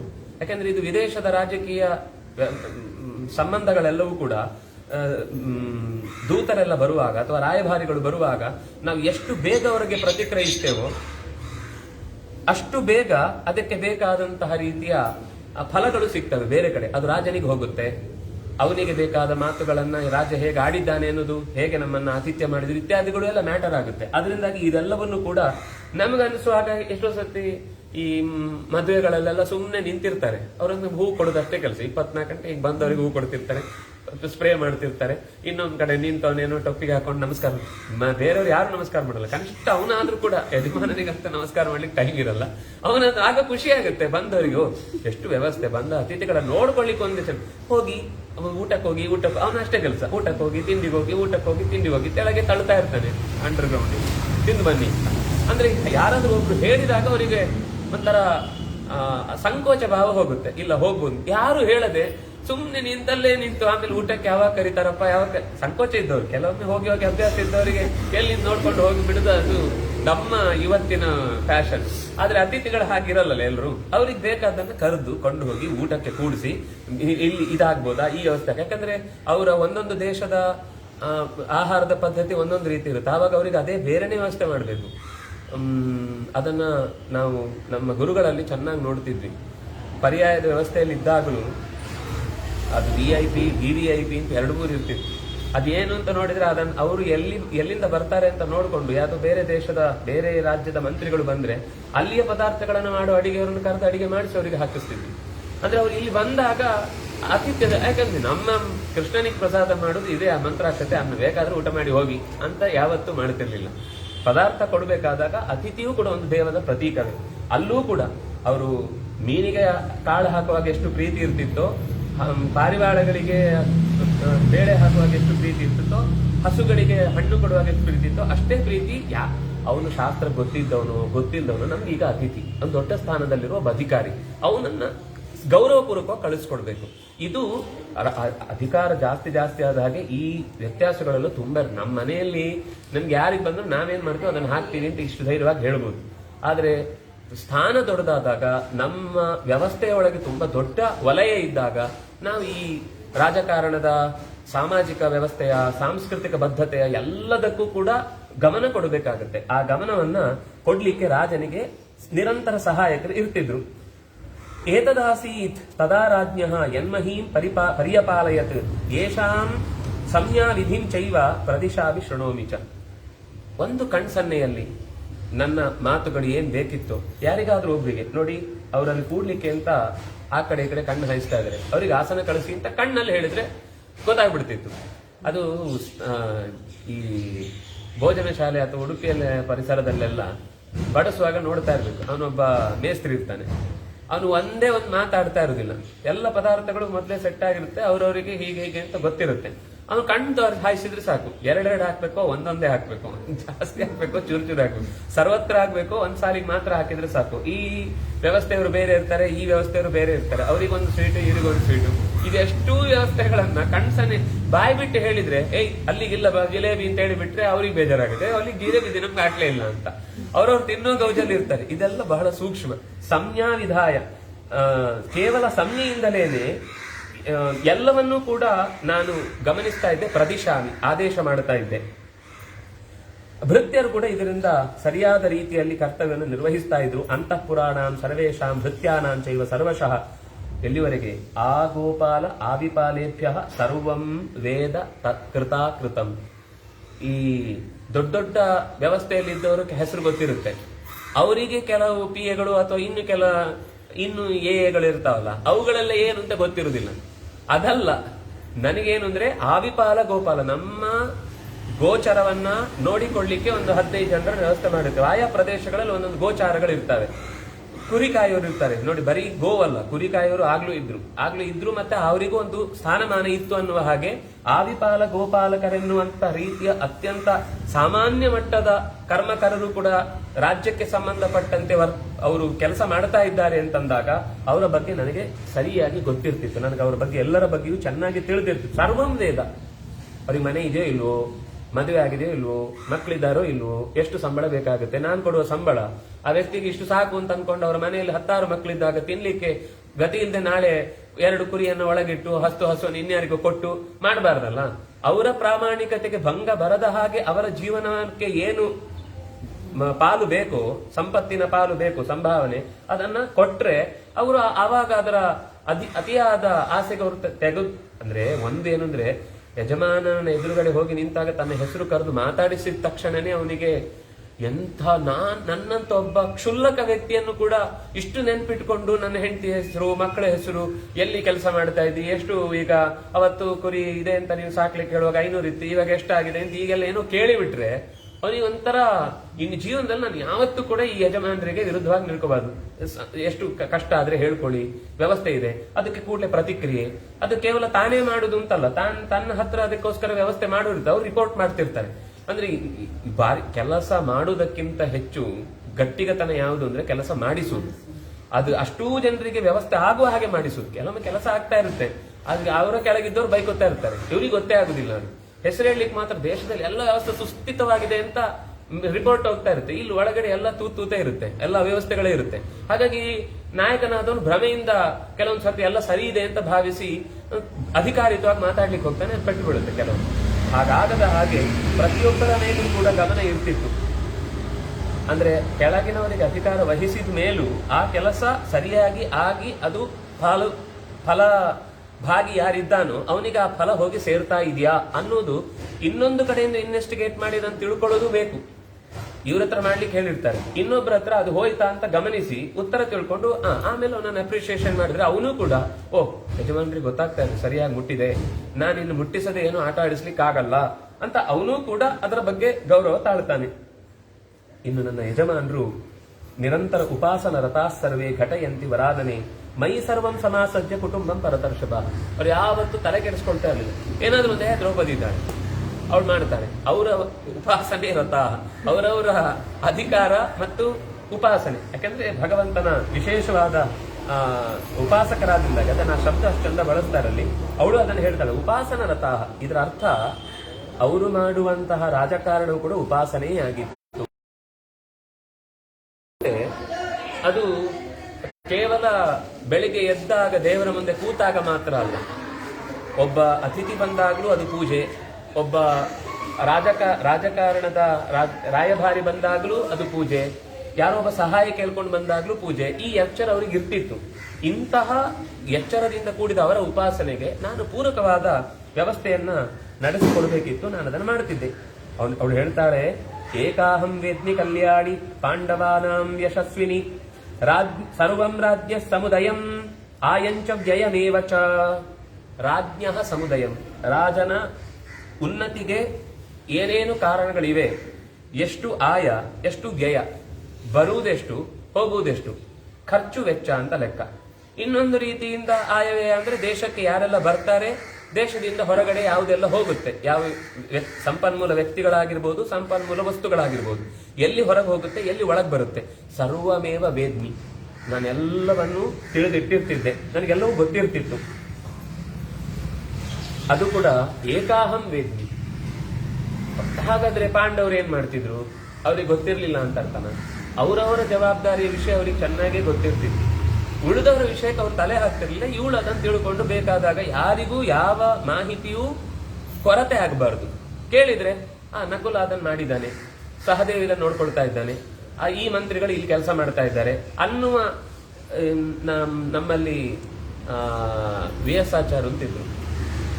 ಅವರ ಬಗ್ಗೆ ಹೀಗೆ ಹೇಳ್ತಾರೆ, ಇಡೀ ದೇಶದ ಯಾವುದೇ ಮೂಲೆಯಲ್ಲಿ ಯಾವ ಕಾಲದಲ್ಲಿ ಯಾವುದು ಸ್ಯಾಂಕ್ಷನ್ ಆಗಿತ್ತು, ಎಷ್ಟು ಆಯೋಜನೆಗಳಿಗೆ ದುಡ್ಡು ಹೋಗಿತ್ತು, ಎಷ್ಟು ಖರ್ಚಾಗಿತ್ತು, ಅಥವಾ ಇನ್ನು ಕೆಲವರು ಇರ್ತಾರೆ, ಯಾವ ನ್ಯಾಯಾಲಯದಲ್ಲಿ ಯಾವ ಕಾಲಕ್ಕೆ ಯಾವ ರೀತಿಯ ಪಿಟಿಷನ್ ಬಿದ್ದಿತ್ತು, ಅದಕ್ಕೆ ಉತ್ತರ ನ್ಯಾಯಾಲಯ ಏನು ಕೊಟ್ಟಿತ್ತು, ಅಂದ್ರೆ ನ್ಯಾಯ ಏನು ಕೊಟ್ಟಿತ್ತು, ಇದೆಲ್ಲ ಕೆಲವರು ಅದು ಅವರವರ ಕೆಲವೆಲ್ಲ ಸಾಮರ್ಥ್ಯ. ನಾನು ಈ ಆಡಳಿತದ ವ್ಯವಸ್ಥೆ ಮತ್ತು ಅವರ ಆಗು ಹೋಗುಗಳು, ಅವರ ಹೆಸರು, ಕೆಲ ಕುಲಗೋತ್ರ ಇತ್ಯಾದಿಗಳೆಲ್ಲ ತಿಳ್ಕೊಂಡು ತಲೆ ಕೆಡದಂತೆ ದ್ರೌಪದಿನ ಕೇಳಿದ್ರೆ ಆಸಜ್ಯ ಅವರು ನನ್ನ ಮೇಲೆ ಭಾರವನ್ನು ಬಿಟ್ಟಿದ್ರು. ಇನ್ನು ಅವರ ಕರ್ತವ್ಯದಲ್ಲಿ ತೊಡಗಿರ್ತಿದ್ರು. ನಾನು ಕುಟುಂಬ ಭರಣೆಯಲ್ಲಿ ನನ್ನ ಕರ್ತವ್ಯದಲ್ಲಿಯೂ ಕೂಡ ರಾತ್ರಿ ಹಗಲು ಬಿಡದೆ ಸುಖಂ ಸರ್ವಂ ಪರಿತ್ಯಜ್ಯ, ನನ್ನ ವೈಯಕ್ತಿಕವಾದ ಸುಖಗಳಿಗೆ ನಾನು ಹೆಚ್ಚು ತಲೆ ಕೆಡಿಸಿಕೊಳ್ತಿರ್ಲಿಲ್ಲ. ತಮಹಂ ಭಾರಂ ಆಸಕ್ತಂ ಅನಾದೃಶ್ಯಂ ದುರಾತ್ಮವಿಹಿ ಸುಖಂ ಸರ್ವಂ ಪರಿತ್ಯಜ್ಯ ರಾತ್ರಿ ಹಾನಿ ಘಟಾಮಿ ವೈ. ರಾತ್ರಿ ಹಗಲು ಒಳ್ಳೆಯದನ್ನ ಆಗುವುದಕ್ಕೆ ಬೇಕಾಗುವ ವ್ಯವಸ್ಥೆಯನ್ನು ಮಾಡ್ತಿದ್ದೆ. ಅದು ಈಗ ಆಗೋಯ್ತು, ಇನ್ನು ನಾಳೆ ನೋಡೋಣ, ಇಲ್ಲ, ಕೆಲವೊಂದೆಲ್ಲ ಸಮಯ ಒಂದು ಕ್ಷಣ ತಡ ಆದ್ರೂ ಕೂಡ ನಿರ್ಧಾರವೇ ಏನೋ ದೊಡ್ಡ ಅವ್ಯವಸ್ಥೆಗೆ ಕಾರಣ ಆಗಬಹುದು. ನಾಳೆ ತನಕ ಕಾಯುವುದು ಅಂತ ಮಾಡ್ತಿರ್ಲಿಲ್ಲ. ಕೆಲವೆಲ್ಲ ನಾಳೆ ಮಾಡಬಹುದು, ಸರಿ ಅದನ್ನ ನಾಳೆ ಮಾಡುದು. ಕೆಲವು ಈಗಲೇ ಆಗಬೇಕಾದದ್ದು, ಇಲ್ಲ ನನಗೆ ಪ್ರೈವೇಸಿ ಬೇಕು. ಅಧಿಕಾರದಲ್ಲಿದ್ದವನು ಪ್ರೈವೇಸಿ ಬಗ್ಗೆ ಮಾತಾಡ್ಲಿಕ್ಕಿಲ್ಲ. ಒಂದು ಅಧಿಕಾರ ಬಿಡಬೇಕು, ಒಂದು ಪ್ರೈವೇಸಿ ಬಿಡಬೇಕು. ಪ್ರೈವೇಸಿ ಅಂದ್ರೆ ನಾನು ಹೇಳ್ತೇನೆ ಊಟ ತಿಂಡಿ ನಿದ್ದೆ ಬಗ್ಗೆ ಅಲ್ಲ, ಅದು ಅನಿವಾರ್ಯವಾದದ್ದು ಬೇಕೆ, ಅದಕ್ಕೊಂದಿಷ್ಟು ಸಮಯ ಅಂತ ಇದ್ದಿರುತ್ತೆ. ಅದು ಬಿಟ್ಟು ನನಗೆ ವೈಭೋಗಕ್ಕೆ, ನನ್ನ ಸುಖಕ್ಕೆ ಕಾರಣವಾದ ಕೆಲಸಗಳನ್ನ, ಸಂತೋಷವನ್ನು, ತುಂಬಾ ಒತ್ತಡ ಆಗಿದೆ ಅಂತ ಹೇಳಿ ಎಲ್ಲ ಅಧಿಕಾರ ಕೆಲಸ ಸೈನ್ ಹಾಕುದೆಲ್ಲ ಬಿಟ್ಟು ಹೋಗಿ ಮಲ್ಕೊಂಡ್ಬಿಡುದಲ್ಲ. ಅದು ಆ ಕಾಲಕ್ಕೆ ಆಗ್ಲೇಬೇಕು. ಆ ಕಾಲದಲ್ಲಿ ಆಗುದಿದ್ರೆ ಮಾತ್ರ ಅವನಿಗೆ ಆ ಅಧಿಕಾರವನ್ನು ತೆಗೆದುಕೊಳ್ಳಿಕ್ಕೆ ಅರ್ಹತೆ ಇರುತ್ತೆ. ಹಾಗಾಗಿ ವೈಯಕ್ತಿಕ ಸುಖ ಸಂತೋಷಗಳನ್ನ ಬಿಟ್ಟೇ ಬಿಟ್ಟು ರಾತ್ರಿ ಅಹನಿ ಘಟಾಮಿ ವೈ ಅದನ್ನು ನಡೆಯುವಂತೆ ಮಾಡುತ್ತಿದ್ದೆ. ಅದೃಶ್ಯಂ ವರುಣಸ್ಯೇವ ನಿಧಿ ಪೂರ್ಣಂ ಇವೋದಧಿಂ. ಸಮುದ್ರಕ್ಕೆ ಹೇಗೆ ರತ್ನಾಕರ ಅಂತ ಹೆಸರಿದ್ದು ವರುಣ ಅದರ ಒಡೆಯನಾಗಿ ನಿರಂತರ ಅದನ್ನ ಕಾಯುವ ಕೆಲಸ ಮಾಡ್ತಾ ಇರ್ತಾನೋ, ಹಾಗೆ ನಾನೇ ಏಕಾಹಂ ವೇದ್ಮಿ ಕೋಶಂ ವೈ ಪತೀನಾಂ ಧರ್ಮಚಾರಿಣಾಂ. ಕೋಶ ದುಡ್ಡಿನ ವ್ಯವಸ್ಥೆ, ಸಂಪತ್ತಿನ ಮೂಲ, ಅದು ಎಲ್ಲೆಲ್ಲಿ ಏನೇನು ನಡೀತಾ ಇದೆ ಅಂತ ನಾನು ಚೆನ್ನಾಗಿ ತಿಳಿದಿದ್ದೆ. ಅನಿಶಾಯಾಂ ನಿಶಾಯಾಂಚ ವಿಹಾಯ ಕ್ಷುತ್ ಪಿಪಾಸಯೋಃ ಆರಾಧಯಂತ್ಯಾಃ ಕೌರವ್ಯಾನ್ನ ತುಲ್ಯಾ ರಾತ್ರಿರಹಶ್ಚ ಮೇ. ಅದು ಹಸಿವು, ನೀರಡಿಕೆ, ಆಯಾಸ ಈ ಎಲ್ಲ ಕಾರಣಗಳಿಂದ ಆ ಕೆಲಸಗಳಿಗೆ ನಾನು ತಲೆ ಒಡ್ಡುತ್ತಾ ಇರಲಿಲ್ಲ. ಪ್ರಥಮಂ ಪ್ರತಿಬುದ್ಧ್ಯಾಮಿ, ಮೊದಲು ಹೇಳುತ್ತಿದ್ದೆ. ಚರಮಂ ಸಂವಿಶಾಮಿ, ಕೊನೆಗೆ ಮಲಗ್ತಿದ್ದೆ. ನಿತ್ಯ ಕಾಲಮಹಂ ಏತತ್ ಸಂವನನಂ ಮಮ. ಸಂವನನ ಅಂತ ಅನ್ನೋದು ಹೊಂದಿಕೊಳ್ಳುವುದು. ಸಂವನನ ಸೂಕ್ತ ಅಂತ ವೇದದಲ್ಲಿ ಕೊನೆಯ ಸೂಕ್ತ, ಋಗ್ವೇದದಲ್ಲಿ. ಆ ಮಂತ್ರದ ಉದ್ದೇಶ ಏನು, ಅದನ್ನ ಐಕಮತ್ಯ ಸೂಕ್ತ ಅಂತಾನು ಹೇಳ್ತಾರೆ, ಸಂವನನ ಸೂಕ್ತವನ್ನ. ಅಂದ್ರೆ ಎಲ್ಲರೂ ಕೂಡ ಹೊಂದಿಕೊಂಡು ಬದುಕುವುದಕ್ಕೆ ಬೇಕಾದ ವಾತಾವರಣವನ್ನ ಎಷ್ಟು ಕಟ್ಟುವುದು ಕಷ್ಟ. ಬಿಡಿಸಿ ಎಲ್ಲೆಲ್ಲೋ ಮಾಡುವುದು ತುಂಬಾ ಸುಲಭ. ಕಟ್ಟುವುದಕ್ಕೆ ಬೇಕಾದ ಕೆಲಸದಲ್ಲಿ ನಾನು ಯಾವುದಕ್ಕೂ ಕೂಡ ಆಲಸ್ಯ ಮಾಡುತ್ತಿರಲಿಲ್ಲ. ಭರ್ತೃ ಸಂವನ ಏತಜ್ಜಾನಾಮ್ಯಹಂ ಸರ್ವಂ ಭರ್ತೃ ಸಂವನನಂ ಮಹತ್. ನನಗೆ ಎಲ್ಲದಕ್ಕಿಂತ ಮುಖ್ಯ ಅವರಿಗೆ ಯಾವುದೇ ರೀತಿಯಾದ ಒತ್ತಡ ಬೀಳಬಾರದು. ಮನೆಯ ವ್ಯವಸ್ಥೆಯಲ್ಲಿ ಅಲ್ಲಿ ಮಾಡುವ ಕೆಲಸ ಅದೇ ತಲೆಬಿಸಿ, ಇದನ್ನು ಎಲ್ಲಿಂದ ಮಾಡುದು ಅಂತ ಯೋಚನೆ ಬರದಂತೆ ನೋಡ್ತಿದ್ದೆ. ನೀನು ಕೇಳಿದ ಮಾತುಗಳಿವೆ ಅಲ್ವಾ, ಅಗದಂಕರಣ ಅಂದ್ರೆ ವಿಷ ಹಾಕುವುದು ಅಥವಾ ಮಂತ್ರ ಪ್ರಯೋಗ, ಇದೆಲ್ಲ ಅಸತ್ ಶ್ರೀಣಾಂ ಸಮಾಚಾರಂ ನಾಹಂ ಕುರಿಯಾಂಚ ಕಾಮೈ. ನಾನು ಅಂತ ಕಾರ್ಯವನ್ನು ಮಾಡ್ಲಿಕ್ಕೆ ಬಯಸುವುದೂ ಇಲ್ಲ, ನಾನಂತದನ್ನು ಮಾಡುವುದೂ ಇಲ್ಲ. ಅದರಿಂದಾಗಿ ಇದಿಷ್ಟು ನೀನು ಕೇಳಿದ ಹಾಗೆ ಅವರೆಲ್ಲರೂ ಏನೇ ಮಾತಾಡುವ ಮುನ್ನ ನನ್ನ ಕಡೆಗೆ ಕಣ್ಣು ಹಾಯಿಸ್ತಾರೆ ಅಂದ್ರೆ ಇಷ್ಟು ಕಾರಣ ಇದೆ. ನನ್ನ ಹತ್ರ ಸ್ಟಫ್ ಇದೆ, ಅದರಿಂದಾಗಿ ಅವ್ರು ನನಗೆ ಗೌರವ ಕೊಡ್ತಾರೆ. ನನ್ನ ಹತ್ರ ಏನೂ ಸ್ಟಫ್ ಇಲ್ಲದೆ ನನಗೆ ಗೌರವ ಕೊಡಬೇಕು ಅಂತ ಬಯಸಿದ್ರೆ ಯಾರು ಕೂಡ, ಹೆಂಡತಿ ಅಂತಲ್ಲ, ಮಕ್ಕಳು ಅಂತಲ್ಲ, ಬರೀ ಯಜಮಾನ ಅಂತಲ್ಲ, ಯಾವುದೇ ಕ್ಷೇತ್ರದಲ್ಲಿ ಒಬ್ಬ ಅಧ್ಯಾಪಕನಾಗಿರ್ಬೋದು ಅಥವಾ ಒಬ್ಬ MD ಆಗಿರ್ಬೋದು, CEO ಆಗಿರ್ಬೋದು, ಒಬ್ಬ ರಾಜ ಆಗಿರ್ಬೋದು ಅಥವಾ ಒಬ್ಬ ಮಂತ್ರಿ ಆಗಿರ್ಬೋದು, ಅವನತ್ರ ಅವನ ಸ್ಥಾನಕ್ಕೆ ಬೇಕಾದ ಸ್ಟಫ್ ಇದ್ರೆ ತನ್ನಿಂದ ತಾನೇ ಎಲ್ಲ ಗೌರವಗಳು ಹುಡ್ಕೊಂಡು ಬರ್ತವೆ. ಅವನಿಗೆ ಅದು ಒಂದು ಆಸಕ್ತ ವಿಷಯವೇ ಅಲ್ಲ. ಆ ಮನೆತನದಲ್ಲಿ ಹುಟ್ಟು ಬಂದ್ಬಿಟ್ಟಿದ್ದೇನೆ, ಗಾದಿ ಕೊಟ್ಬಿಟ್ಟಿದ್ದಾರೆ ಅಧ್ಯಕ್ಷ, ಅಲ್ಲಿ ಕೂಡ್ಲಿಕ್ಕೆ ಇಷ್ಟ ಇಲ್ಲ, ಆದ್ರೆ ನಿನ್ನ ಹೆಸರು ಇಲ್ಲದೆ ನಾವು ಬದುಕಲ್ಲ, ಕೂತ್ಕೋ ಅಲ್ಲಿ ಅಂತ ಜೋರ್ ಮಾಡಿ ಕೂಡಿಸುವಂತ ಸ್ಥಿತಿಯಲ್ಲಿದ್ರೆ ಯಾವ ರಾಜಕಾರಣವೂ ನಡೀಲಿಕ್ಕೆ ಸಾಧ್ಯ ಇಲ್ಲ, ಅಥವಾ ಯಾವ ಮಂತ್ರಿಗಿರಿಯೂ ಕೂಡ ಅದು ಫಲಿಸುವುದು ಸಾಧ್ಯ ಇಲ್ಲ. ಹಾಗಾಗಿ ಇದಿಷ್ಟು ನನ್ನ ಹಿನ್ನೆಲೆ ಅಂತ ಹೀಗೆ ಹೇಳಿದಾಗ ಧರ್ಮಸಹಿತವಾದ ಕೃಷ್ಣೆಯ ಮಾತನ್ನ ಕೇಳಿ ಕೃಷ್ಣ ಪತ್ನಿಯಾದ ಸತ್ಯಭಾಮೆ ಸಂತೋಷದಿಂದ ಹೇಳಿದ್ದು, ಅಯ್ಯೋ ನಾನು ನಿನಗೆ ಸುಮ್ಮನೆ ತಮಾಷೆಗೆ ಹೇಳಿದ್ದು, ನೀನು ಹಾಗೆ ಮಾಡ್ತಿ ಅಂತ ನಾನು ಆ ಅರ್ಥದಲ್ಲಿ ಹೇಳಿಲ್ಲ.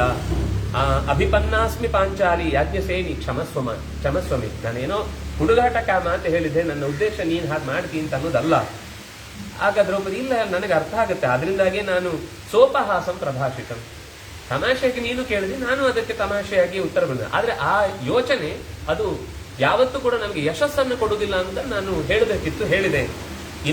ಈ ರೀತಿಯಾದ ಮಾರ್ಗಗಳನ್ನೆಲ್ಲ ನಾನು ಬಿಡದೆ ನಡೆಸ್ತೇನೆ. ಆದ್ರಿಂದಾಗಿ ಚಿತ್ತಗ್ರಹಣಾಯ ಭರ್ತು, ಅವರ ಮನಸ್ಸನ್ನ ನನ್ನೆಡೆಗೆ ಸೆಳೆದುಕೊಳ್ಳಿಕ್ಕೆ ಇದು ಬಹಳ ಮುಖ್ಯವಾದ ಕೆಲಸ ಅಂತ ನಾನು ಭಾವಿಸಿ, ಇನ್ಯಾರೋ ನನ್ನನ್ನ ಹೀಗೆ ಮಾಡಿದ್ದಕ್ಕೋಸ್ಕರ ಅವಳನ್ನ ಎತ್ತರದಲ್ಲಿಡಬೇಕು, ಅವರು ಕಣ್ಣಿಗೆ ನಾನು ಚಿಕ್ಕವಳಾಗಬಾರ್ದು ಮಾಡ್ತಾ ಇಲ್ಲ. ನನಗದು ಮಾಡಬೇಕು, ಮಾಡ್ತೇನೆ ಅಷ್ಟೇ.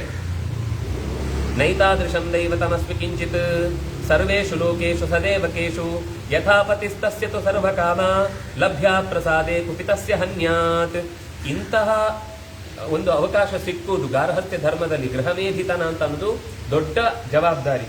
ಇದು ಸಿಕ್ಕಿದಾಗ ಅದನ್ನ ಕರೆಕ್ಟ್ ಆಗಿ ನಡೆಸಲಿಕ್ಕೆ ಇಬ್ಬರು ಸೇರಿದ್ರೆ ಗೃಹಮೇಧ ಆಗುತ್ತೆ. ಹೆಂಡತಿ ಇಲ್ಲದೆ ಇದ್ದಾಗ ಅವನಿಗೂ ಗೃಹಮೇಧ ಮಾಡ್ಲಿಕ್ಕಿಲ್ಲ, ವಿಧುರನಾದವನಿಗೆ ಗೃಹಮೇಧದ ಕರ್ತವ್ಯ ಇಲ್ಲ. ಅದಕ್ಕೆ ಇಬ್ಬರು ಸೇರಿ ಮಾಡುವುದರಲ್ಲಿ ನನಗೊಂದು ಪಾಲು ಸಿಕ್ಕಿದೆ ಅಂತಂದಾಗ ನಾನು ಅದಕ್ಕೆ ಜೊತೆಯಾಗಿರುವುದು ನನಗೆ ಮುಖ್ಯ. ಇದು ನನ್ನ ಜೀವನದ ಎಲ್ಲ ಭಾಗ್ಯಗಳನ್ನು ತೆರೆಯುವಂತಹದ್ದು. ಲಭ್ಯಾ ಪ್ರಸಾದೇ, ಇದು ಮನೆಯಲ್ಲಿ ಎಲ್ಲ ಕೈಂಕರ್ಯಗಳು ಚೆನ್ನಾಗಿ ನಡೆಯಿತು ಅಂದ್ರೆ ಆ ಪ್ರಸಾದದಿಂದ ನಾನು ಸುಖವಾಗಿರ್ತೇನೆ, ಮನೆಯೂ ಸುಖವಾಗಿರುತ್ತೆ. ಆದ್ರೆ ಕುಪಿತಷ್ಟ ಹನ್ಯ, ಒಂದು ವೇಳೆ ಈ ವಿಷಯದಲ್ಲಿ ಸಹಕಾರ ಮನೆಯಲ್ಲಿ ನಡೆದು ಕೇವಲ ವೈಯಕ್ತಿಕವಾದ ಹೆಮ್ಮೆ ಹಿರಿತನಗಳೇ ದೊಡ್ಡದಾಯಿತು ಅಂತಂದ್ರೆ ಬಡವಾಗುವುದು ಮನೆ, ಬಡವಾಗುವುದು ಮನೆತನ, ಬಡವಾಗುವುದು ಮನೆಯ ಸಂಸ್ಕೃತಿ. ಅದರಿಂದ ನಾನು ಅದಕ್ಕೆ ಅವಕಾಶ ಕೊಡಲ್ಲ. ತಸ್ಮಾದಪತ್ಯಂ ವಿವಿಧಾಶ್ಚ ಭೋಗಾಃ ಶಯ್ಯಾಸನಾನ್ಯದ್ಭುತ ದರ್ಶನಾನಿ ವಸ್ತ್ರಾಣಿ ಮಾಲ್ಯಾನಿ ತಥೈವ ಗಂಧಾಃ ಸ್ವರ್ಗಶ್ಚ ಲೋಕೋ ವಿಪುಲಾಚ ಕೀರ್ತಿ. ಈ ಬದುಕನ್ನು ನಡೆಸುವಾಗ ಎಲ್ಲ ಭೋಗಗಳು ತನ್ನಿಂದ ತಾನೇ ಏನು ಸಹಜವಾಗಿ ಸಿಕ್ಕಿದೆ ಅದನ್ನ ನಾವು ಭೋಗಿಸ್ತೇವೆ, ಅದನ್ನು ಬಿಟ್ಟು ಮಾಡಬೇಕು ಅಂತ ಹೇಳಿಲ್ಲ. ನಿದ್ದೆ, ಕೂತ್ಕೊಳ್ಳುವುದು, ಒಳ್ಳೆಯ ಸೈಡ್ ಸೀಯಿಂಗ್, ಅದ್ಭುತ ದರ್ಶನ ಅಥವಾ ಒಳ್ಳೆಯ ವಿಷಯಗಳನ್ನ ಸ್ವೀಕರಿಸುವುದು, ಒಳ್ಳೆಯ ಬಟ್ಟೆಗಳನ್ನು ತೊಡುವುದು, ಒಳ್ಳೆಯ ಮಾಲೆಗಳನ್ನು ಹಾಕಿಕೊಳ್ಳುವುದು, ಗಂಧಗಳನ್ನು ಪೂಸಿಕೊಳ್ಳುವುದು, ಇವೆಲ್ಲವೂ ಕೂಡ ಮಾಡಿಕೊಂಡೇ ಕರ್ತವ್ಯದಿಂದ ವಿಮುಖರಾಗಿ ಇರುವುದು ಇದು ಕೀರ್ತಿಗೆ ಕಾರಣವಾದ ಸಂಗತಿ. ಇದರಿಂದ ಸ್ವರ್ಗವೂ ಇದೆ, ಈ ನೆಲದಲ್ಲಿ ನೆಮ್ಮದಿಯೂ ಇದೆ. ಆದ್ರೆ ಒಂದು ಮಾತು ಹೇಳ್ತೇನೆ ನಾನು, ತುಂಬಾ ಇದು ಎಲ್ಲದಕ್ಕೂ ಸಂಬಂಧಪಟ್ಟಂತೆ, ಇದಕ್ಕೆ ಮಾತ್ರ ಅಲ್ಲ. ಸುಖಂ ಸುಖೇನ ನಜಾತು ಲಭ್ಯಂ ದುಃಖೇನ ಸಾಧ್ವಿ ಲಭತೆ ಸುಖಾನಿ ಸಾ ಕೃಷ್ಣ ಆರಾಧಯ ಸೌಹೃದೇನ ಪ್ರೇಮ್ನಾಚ ನಿತ್ಯಂ ಪ್ರತಿಕರ್ಮಣಾಚ. ಸುಖವಾಗಿರ್ತೇವೆ, ಸುಖ ಸಿಗಬೇಕು ಇಲ್ಲ. ಕಷ್ಟಪಡ್ತೇವೆ, ಸುಖ ಸಿಗುತ್ತೆ. ಕಷ್ಟಪಡಬೇಕು ಅಂದ್ರೆ ಸುಮ್ಮನೆ ಇದ್ದಲ್ಲೆಲ್ಲ ಮಣ್ಣು ತೋಡ್ ಬರುದು, ಬೆವರರಿಸೋದು, ನನ್ಗೆ ಏನು ಯಾರು ಊಟ ಹಾಕಲ್ಲ ಅಂತ ಬಬ್ಬೇಡುದಲ್ಲ. ಕೃಷಿ ಮಾಡಿ ಅಲ್ಲಿ ಕೆಸರಾದ್ರೆ ಕೈ ಕೆಸರಾದ್ರೆ ಬಾಯಿ ಮೊಸರು. ನಾನು ಕೆಸರು ಮಾಡ್ಕೊಂಡೆ, ಬಾಯಿ ಮೊಸರೇ ಆಗ್ಲಿಲ್ಲ. ಅದರ ಲಿಟರಲ್ ಅರ್ಥ ತಗೊಳ್ಬಾರ್ದಲ್ವಾ? ಹಾಗೆ ಇಲ್ಲೂ ಕೂಡ ಬೇರೆ ಸುಖವನ್ನು ಅನುಭವಿಸದೆ ದುಃಖ ಅನುಭವಿಸಿದ್ರೆ ಸುಖ ಸಿಗುದು ಅಂತ ಹೇಳಿ ಊಟ ಬಿಟ್ಟು ಉಪವಾಸ ಕೂತ್ಕೊಂಡು ನಂಗೆ ಸುಖನೇ ಸಿಗ್ಲಿಲ್ಲ. ಅವರ ಯೋಗಕ್ಷೇಮ ನೋಡಿಕೊಂಡು ನಿನ್ನ ಹೊಟ್ಟೆ ತುಂಬಿಸಿಕೊಳ್ಳುವಾಗ ಸ್ವಲ್ಪ ಕಷ್ಟ ಆಗುತ್ತೆ ಕೆಲವೊಂದು ವಿಷಯ, ಅದನ್ನು ಸಹಿಸಿಕೊಳ್ಬೇಕು ಅಂತ ಹೇಳಿದ್ದು ಹೊರತು ನಿನಗೆ ಇದ್ದ ಪದಾರ್ಥಗಳನ್ನು ಬಿಟ್ಟು ಕೂತು ದುಃಖವನ್ನು ಅನುಭವಿಸಿದ್ರೆ ಸುಖ ಸಿಗುತ್ತೆ ಅಂತ ಹೇಳಿದ್ದಾರೆ, ಅದರಿಂದಾಗಿ ನಾನು ಯಾವುದನ್ನು ಏನನ್ನು ಪಡೆಯುವುದಿಲ್ಲ, ನೋಡುವುದಿಲ್ಲ, ಕೇಳುವುದಿಲ್ಲ, ಮಾಡುವುದಿಲ್ಲ, ಹುಚ್ಚು ಅಂತಾರೆ. ಅದು ಆ ಅಭಿಪ್ರಾಯ ಅಲ್ಲ. ಆದ್ರೆ ಒಂದು ಅಂಶ, ಒಳ್ಳೆ ಕೆಲಸ ಮಾಡುವಾಗ ಕೆಲವೊಂದೆಲ್ಲ ಸಣ್ಣ ಪುಟ್ಟ ಕಷ್ಟಗಳು ಎದುರಾಗಿ ಆಗತ್ತೆ, ಆದ್ರೆ ಅದು ಖಂಡಿತ ದುಃಖಕ್ಕೆ ಕಾರಣ ಆಗುದಿಲ್ಲ. ಈ ಪಟ್ಟ ದುಃಖ ಇದೆಯಲ್ವಾ, ಒಳ್ಳೆಯ ಉದ್ದೇಶ ಮತ್ತು ಒಳ್ಳೆಯ ಹಿನ್ನೆಲೆಯಿಂದ ಇದ್ದದ್ದಾದಾಗ ಖಂಡಿತ ಅದು ಸುಖೇನ ನಜಾತು ಲಭ್ಯಂ, ಸುಖ ಬರೀ ಸುಖದಿಂದ ಸಿಗುದಿಲ್ಲ. ಅಂದ್ರೆ ಚೆನ್ನಾಗಿ ದುಡಿದು ಕೆಲಸ ಮಾಡಿ ಹೊಟ್ಟೆಗೆ ಒಂದು ತುತ್ತು ಅನ್ನ ಬೀಳುವಾಗ ಅದರ ನೆಮ್ಮದಿಯೇ ಬೇರೆ. ಅದೇ ನಾವು ಬೆಳೆದ ತುತ್ತು ಅನ್ನ ಹೊಟ್ಟೆಗೆ ಹಾಕೊಳ್ಳುವಾಗ ಆ ದುಡಿದಷ್ಟೂ ಕೂಡ ನೆನಪಿರುತ್ತೆ. ಅದಾಗೆ ಆ ಕಷ್ಟ ಒಂದೊಂದು ಅಗಳು ಕೂಡ ನೆಲ ಹೇಗೆ ನನಗೆ ಕೊಟ್ಟಿದೆ ಅನ್ನೋದು ಖುಷಿ ಕೊಡುತ್ತೆ. ಉಳಿದವನು ದುಡ್ಡು ಕೊಟ್ಟು ತಗೊಂಡು ತಿಂತಾ ಇರ್ತಾನೆ, ಆದ್ರೆ ಅದರ ಬೆಲೆ ಗೊತ್ತಿರುವುದಿಲ್ಲ. ಉಣುವಾಗ ಅದರ ಮೇಲೊಂದು ಗೌರವವೂ ಇರುವುದಿಲ್ಲ. ನಾನು ದುಡ್ಡು ಕೊಟ್ಟದ್ದು ನಾನು ತಿನ್ನುದು, ನನ್ನ ದುಡಿಮೆಯಿಂದ ನಾನು ತಿಂತೇನೆ, ನಾನು ತಿನ್ನೋದನ್ನ ತಪ್ಪು ಅಂತ ಹೇಳ್ತಿರ್ಲಿಲ್ಲ. ಇಬ್ಬರ ನಡುವಿನ ವ್ಯತ್ಯಾಸ ಹೇಳ್ತಾ ಇದ್ದೇನೆ. ಅವನಿಗೆ ಆ ತುತ್ತಿನಲ್ಲಿ ಪ್ರತಿಯೊಂದರಲ್ಲೂ ಗೌರವ ಇರುತ್ತೆ, ಯಾಕಂದ್ರೆ ಅದು ಹೇಗ್ ಬರುತ್ತೆ ಅನ್ನೋ ಕಷ್ಟ ಗೊತ್ತಿದೆ ಅವನಿಗೆ. ಅದ್ರ ಜೊತೆಗೆ ಅದರಿಂದ ನಮ್ಗೆ ಏನ್ ಲಾಭ ಇದೆ ಅನ್ನೋದರ ಎಚ್ಚರವೂ ಇರುತ್ತೆ. ಆಗ ಆ ಅನ್ನದ ಮೇಲೆ ಗೌರವ ಕೊಟ್ಟು ಬದುಕಿದ್ರಿಂದ ಅದು ದೇಹದಲ್ಲಿ ಆರೋಗ್ಯಕ್ಕೆ ಕಾರಣವಾಗುತ್ತೆ. ತಿರಸ್ಕಾರದಿಂದ ನನ್ನ ಸಂಪತ್ತನ್ನು ಉಳಿತೇನೆ ಅಂತ ಅಹಂಕಾರದ ಏನ್ ತಿಂತಾನೋ ಮತ್ತೆ ಅಹಂಕಾರವನ್ನೇ ತಿಂತಾ ಇರ್ತಾನೆ. ಅದು ಇನ್ನೂ ಆತನನ್ನ ಎತ್ತರದ ವ್ಯವಸ್ಥೆಗೆ ಕೊಂಡು ಹೋಗಿ ಒಂದು ಸರ್ತಿ ಎತ್ತಿ ಕೆಳಗೆ ಹಾಕತ್ತೆ. ಆಗ ಅವನಿಗೆ ಸಹಿಸಿಕೊಳ್ಳಿಕ್ಕೆ ಆಗುದಿಲ್ಲ. ಆದ್ರೆ ಯೋಚನೆ ಮಾಡಿ ಪ್ರತಿಯೊಂದರಲ್ಲೂ ಒಂದು ಬದ್ಧತೆ ಇದೆ ಅಂತ ಭಾವಿಸಿ ಕರ್ತವ್ಯ ನಿರ್ವಹಿಸಿ ಕೆಲಸ ಮಾಡಿದವನಿಗೆ, ಈಗ ಮೈ ದುಡಿದು ಯಾರು ಕೆಲಸ ಮಾಡ್ತಿರ್ತಾರೆ ಅವರಿಗೆ ಆರೋಗ್ಯ ₹1 ಮಾತ್ರೆಯಲ್ಲಿ ಸರಿ ಹೋಗುತ್ತೆ. ಯಾರು 24 ಗಂಟೆಗೆಲ್ಲ ಕೂತು ತಿಂದು ಅದಕ್ಕೆ ಬೇಕಾದ ಎಲ್ಲ ಮನೆಯೊಳಗೆ ರಸ್ತೆಯಲ್ಲಿ ನಡೆದು ಹೋಗೋದ್ರ ಬದಲು ಮನೆಯಲ್ಲೇ ನಡೆಯುವ ಅಭ್ಯಾಸ ಎಲ್ಲ ಮಾಡ್ಕೊಂಡು ಏನೋ ಕಷ್ಟಪಟ್ಟು ಬೆವರು ಹರಿಸ್ತಾರೆ. ಅವರಿಗೆ ರೋಗ ಬಂದಾಗ ಆ ದುಡಿಮೆಗೆ ಎಷ್ಟಿರುತ್ತೋ ಅದಕ್ಕೆ ತಕ್ಕ ರೋಗ ಬರುತ್ತೆ. ಇವರಿಗೆ ₹1 ಮಾತ್ರೆಯಲ್ಲಿ ಹೋಗಿದ್ದೇ ರೋಗ ಇವರಿಗೆ 1.5 ಲಕ್ಷದಲ್ಲಿ ಖರ್ಚಾಗುತ್ತೆ. ಇದು ಯಾವುದು ಅತಿರೇಕ ಅಲ್ಲ ಅಥವಾ ಅತಿಶಯ ಮಾಡಿ ಹೇಳ್ತಾ ಇರೋದಿಲ್ಲ. ಇದು ಲೋಕದಲ್ಲಿ ಸ್ವಲ್ಪ ಕಣ್ಣಾಡಿಸಿದ್ರೆ ಅರ್ಥ ಆಗುವ ಸಂಗತಿ. ಹಾಗಂತ ಹೇಳಿ ಕಷ್ಟಪಡುವುದೇ ಅಂದ್ರೆ ಎಲ್ಲ ಅವಕಾಶ ಇದ್ದಾಗಲೂ ಕಷ್ಟಪಡಬೇಕು ಅಂತ ತಾತ್ಪರ್ಯ ಅಲ್ಲ. ನಮಗೆ ಇರುವ ಸಂಪತ್ತಿನ ಬಗ್ಗೆ ಅದರ ಅರ್ಹತೆ, ಅದರ ಗೌರವವನ್ನು ನಾವು ಕಾಪಾಡಿಕೊಂಡು ಅದನ್ನ ವ್ಯವಸ್ಥೆ ಮಾಡಿಕೊಂಡ್ರೆ ಅದು ಖಂಡಿತ ಫಲಿಸುತ್ತೆ. ಯಾಕಂದ್ರೆ ಜನಕನಂಥವರು ಅತ್ಯಂತ ರಾಜ ವ್ಯವಸ್ಥೆಯಲ್ಲಿ ಇದ್ರೂ ಕೂಡ ಯಾವತ್ತೂ ಕೂಡ ಅಹಂಕಾರಿಗಳಾಗ್ಲಿಲ್ಲ. ಆದ್ರಿಂದ ಅವರಿಗೆ ಯಾವತ್ತೂ ಕಷ್ಟ ಬರಲಿಲ್ಲ. ಎಲ್ಲ ಜ್ಞಾನಿಗಳೇ ಸಿಗ್ತಾ ಇದ್ರು. ಯಜ್ಞ ಯಾಗಾದಿಗಳಲ್ಲಿ ಭಾಗವಹಿಸುವುದಕ್ಕೆ ಸಿಕ್ಕಾಪಟ್ಟೆ ಅವಕಾಶ ಸಿಕ್ತು. ಪರಶುರಾಮನಂಥವರು ಕೂಡ ಅವನನ್ನ ಅಭಿಮಾನಿಸಿ ಹೊರಟೋದ್ರು. ಅಂದ್ರೆ ಅವನ ಕಾರ್ಯಭಾರ ಇದ್ದಿದ್ದು ಕ್ಷತ್ರಿಯರನ್ನು ನಾಶ ಮಾಡುವುದು. ಹಾಗಿದ್ರು ಜನಕನ ವಿಷಯದಲ್ಲಿ ಅವನು ಯಾವತ್ತೂ ಕೂಡ ಸಿಟ್ಟು ಮಾಡಿಕೊಳ್ಳಿಲ್ಲ. ಯಾಕೆಂದ್ರೆ ಅವನು ಇದ್ದದ್ದೇ ಒಂದು ಪ್ರಾಮಾಣಿಕವಾದ ವರ್ತನೆಯಲ್ಲಿ. ಹಾಗಾಗಿ ದೊಡ್ಡ ಅಧಿಕಾರದಲ್ಲಿ ಸಂಪತ್ತಿದೆ ಅನ್ನುವ ಮಾತ್ರಕ್ಕೆ ಅವನು ತಿಂದ ಸಂಪತ್ತೆಲ್ಲ ಅನಾರೋಗ್ಯಕ್ಕೆ ಕಾರಣ ಆಗುತ್ತೆ ಅಂತ ಅರ್ಥ ಅಲ್ಲ. ಆ ಸಂಪತ್ತಿನ ಬೆಲೆ ಏನು ಅಂತ ಗೊತ್ತಿದ್ದು ಕರ್ತವ್ಯ ನಿರ್ವಹಿಸಿದ್ರೆ ಸುಖಂ ಸುಖೇನ ಲಭ್ಯಂ ನ ಲಭ್ಯಂ ದುಃಖೇನ ಸಾಧ್ವಿ ಲಭತೆ ಸುಖಾನಿ. ಆದ್ರಿಂದಾಗಿ ನಿನಗೆಂಥ ಭಾಗ್ಯ ಇದೆ. ಸೌಹೃದೇನ ಕೃಷ್ಣ ಆರಾಧಯ, ಅತ್ಯಂತ ಮನಸ್ಸಿಟ್ಟು ನನಗೆ ಕೃಷ್ಣ ಅನ್ನುವ ಪದಾರ್ಥ ಬಿಟ್ರೆ ಬೇರೆ ಏನು ಬೇಕಾಗಿಲ್ಲ ಅನ್ನುವ ಪ್ರೀತಿಯಿಂದ ಆರಾಧಯ. ಪ್ರೇಮ್ನಾಚ ನಿತ್ಯಂ ಪ್ರತಿಕರ್ಮಣಾಚ, ಅವನಿಗೆ ಯಾವ ಕರ್ತವ್ಯಗಳು ಕಾಲಕಾಲಕ್ಕೆ ಆಗಬೇಕು ಅದನ್ನ ಪ್ರೀತಿಯಿಂದ ಮಾಡು. ಅವನ ಸ್ನಾನಕ್ಕೆ ಸಹಾಯ ಮಾಡು, ಅಂದ್ರೆ ವ್ಯವಸ್ಥೆ ಅಭ್ಯಂಗಾದಿಗಳನ್ನು ಮಾಡುವಾಗ ಸಹಾಯ ಮಾಡು, ಆಸನಗಳನ್ನು ಕೊಡು, ಚಾರುಬಿಹಿ ಅಗ್ರ್ಯ ಮಾಲ್ಗೀಹಿ ಒಳ್ಳೆಯ ಆಹಾರದ ವ್ಯವಸ್ಥೆ ಇರಬಹುದು, ಆಭರಣಗಳನ್ನು ಕೊಡುವುದಿರ್ಬೋದು. ಇದೆಲ್ಲ ಸಣ್ಣ ಕೆಲಸ ಅಂತ ಅನ್ಕೊಳ್ಬೇಡ, ಇದು ದೊಡ್ಡ ಕೆಲಸ. ಇದು ವ್ಯವಸ್ಥೆಯ ದೃಷ್ಟಿಯಿಂದ 1 ನಿಮಿಷ ಹೀಗೆ ಕೊಡುದು ಅಂತ ಅಷ್ಟೇ ಇರ್ಬೋದು. ಆದ್ರೆ ಈ ಕೊಡುವ ಕೆಲಸವೇ ಪ್ರೀತಿಯಿಂದ ಕೊಟ್ಟಾಗ ಅದು ಅಷ್ಟು ಫಲಿಸತ್ತೆ. ಅಸ್ಯಾಹ ಪ್ರೇಯೋಸ್ಮೀತಿ ತಥಾ ವಿದಿತ್ವ. ಎಷ್ಟು ನನ್ನ ಬಗ್ಗೆ ಈಕೆಗೆ ಅಭಿಮಾನ ಇದೆ, ಪ್ರೀತಿ ಇದೆ ಅನ್ನೋದನ್ನ ಅವನೇ ತಿಳ್ಕೊಳ್ಬೇಕು. ಹಾಗೆ ನಿನ್ನ ಕರ್ತವ್ಯದಲ್ಲಿ ಪ್ರೀತಿ ಇರಬೇಕು. ತ್ವಾಮೇವ ಸಂಶ್ಲಿಷ್ಯತಿ ಸರ್ವಭಾವೈ. ಆಗ ಅವನು ತಾನಾಗಿ ನಿನ್ನನ್ನೇ ಸರ್ವಭಾವೈ ಎಲ್ಲ ದೃಷ್ಟಿಯಿಂದಲೂ ಕೂಡ ಹತ್ತಿರಕ್ಕೆ ಮನಸ್ಸಿಗೆ ತಂದುಕೊಳ್ತಾನೆ. ಶ್ರುತ್ವಾ ಸ್ವರಂ ದ್ವಾರಗತಸ್ಯ ಭರ್ತುಃ ಪ್ರತ್ಯುತ್ಥಿತಾ ತಿಷ್ಠ ಗೃಹಸ್ಯ ಮಧ್ಯೆ ದೃಷ್ಟ್ವಾ ಪ್ರವಿಷ್ಟ್ವಂ ತ್ವರಿತಾಸನೇನ ಪಾದ್ಯೇನ ಚೈನಂ ಪ್ರತಿ ಪೂಜಯಸ್ವ. ಕೃಷ್ಣನಂತಹ ಯಜಮಾನ ಸಿಗುವುದು ದೊಡ್ಡ ಭಾಗ್ಯ ಜೀವನದಲ್ಲಿ. ಅಂಥದ್ದು ಸಿಕ್ಕಿತು ಅಂತಂದಾಗ, ಅಂದ್ರೆ ನಾವು ಯಾರನ್ನ ಅತಿಥಿಯಾಗಿ ಒಬ್ಬನನ್ನ ಮಾಡುವಾಗ್ಲೂ ಅದು ಕೃಷ್ಣನಿಗೆ ಮಾಡುವುದು ಅಂತಂದ್ರೆ ನಮಗೂ ಇದು ಪಾಠವೇ. ನಾವು ವ್ಯಕ್ತಿ ಅಂತ ಅನ್ಕೊಳ್ತೇವೆ, ಅವರ ಗುಣ ಕಾಣುತ್ತೆ, ಬೇಜಾರಾಗುತ್ತೆ. ಮಂಡೋದರಿ ಅಂತವಳು ಕೂಡ ಪಾತಿವ್ರತ್ಯವನ್ನು ಉಳಿಸಿಕೊಂಡಿದ್ದು ರಾವಣನಂತವನ ಸೇವೆ ಮಾಡಿದಾಗ್ಲೂ ಅವಳ ಉದ್ದೇಶ ಇದ್ದದ್ದು ರಾವಣನ ಅವಗುಣಗಳನ್ನ ಖಂಡಿಸಿದ್ದಾಳೆ. ಆದ್ರೆ ಅವಳಿಗೆ ಎಚ್ಚರ ಇದ್ದದ್ದು ಇಲ್ಲೂ ಕೂಡ ದೈವತವನ್ನೇ ನಾನು ಆರಾಧಿಸ್ತೇನೆ. ಯಾಕೆಂದ್ರೆ ಬದುಕಿನಲ್ಲಿ ಪ್ರತಿಯೊಬ್ಬ ವ್ಯಕ್ತಿಯಿಂದಲೂ ತಂದೆಯಿಂದಲೂ ಭಗವಂತನೇ ತಂದೆಯ ಪೋಷಣೆಯನ್ನು ಕೊಡುವುದು, ದೇವರೇ ತಂದೆಯ ಸ್ಥಾನದಲ್ಲಿ ಪೋಷಣೆ ಕೊಡುವುದು, ತಾಯಿಯೇ ತಂದೆಯ ಸ್ಥಾನದಲ್ಲಿ ಹೆರುವುದು, ದೇವರೇ ತಂಗಿಯ ಸ್ಥಾನದಲ್ಲೋ ಬಂಧುವಿನ ಸ್ಥಾನದಲ್ಲೋ ಮಿತ್ರರ ಸ್ಥಾನದಲ್ಲೋ ಯಾವ್ದ್ಯಾವುದೋ ಪ್ರೀತಿಗಳನ್ನ ನಮಗೆ ಕೊಡ್ತಾ ಇರ್ತಾರೆ. ಆದ್ರಿಂದಾಗಿ ಅವನಿಗೆ ನಾನು ಪ್ರತಿಕರ್ಮ ಮಾಡ್ತಾ ಇದ್ದೇನೆ ಅಂತ ಭಾವಿಸುವುದು ಹೊರತು ಕೇವಲ ಆ ವ್ಯಕ್ತಿಯನ್ನ ನಾನು ನಡೆಸ್ತಾ ಹಾಗಂತ ಹೇಳಿ ಅವರ ತಪ್ಪುಗಳನ್ನ ಸರಿ ಅಂತ ಸಮರ್ಥಿಸಬೇಕು ಅಂತ ಅರ್ಥ ಅಲ್ಲ. ನಮ್ಗೆ ಇರುವ ಕರ್ತವ್ಯದಲ್ಲಿ ಲೋಪ ಇಲ್ಲದಂತೆ ನೋಡಿಕೊಳ್ಳುವುದೇನಿದೆ ಅದನ್ನ ನಿರಂತರವಾಗಿ ಮಾಡು. ಸ್ವರ ಕೇಳಿದ ತಕ್ಷಣ ಬಾಗಿಲಿನ ಹತ್ತಿರಕ್ಕೆ ಓಡಿ ಬಂದು ಅಗತ್ಯ ಇರುವ ಅರ್ಘ್ಯಪಾದ್ಯಾದಿಗಳನ್ನ ನೀಡು. ಸಂಪ್ರೇಷಿತಾಯಾಂ ಅಥ ಚೈವ ದಾಸ್ಯಾಂ ಉತ್ಥಾಯ ಸರ್ವಂ ಸ್ವಯಮೇವ ಕಾರ್ಯಂ. ಇದು ಅವಳು ಮಾಡಿದ್ದೇನೆ ಅಂತ ಹಿಂದೆ ಹೇಳಿದ್ರು. ಎಷ್ಟು ಜನ ಕಾರ್ಯ ಮಾಡುವವರಿದ್ರೂ ಕೂಡ ಇದನ್ನ ರಮೆಯು ಹೇಳ್ತಾಳೆ.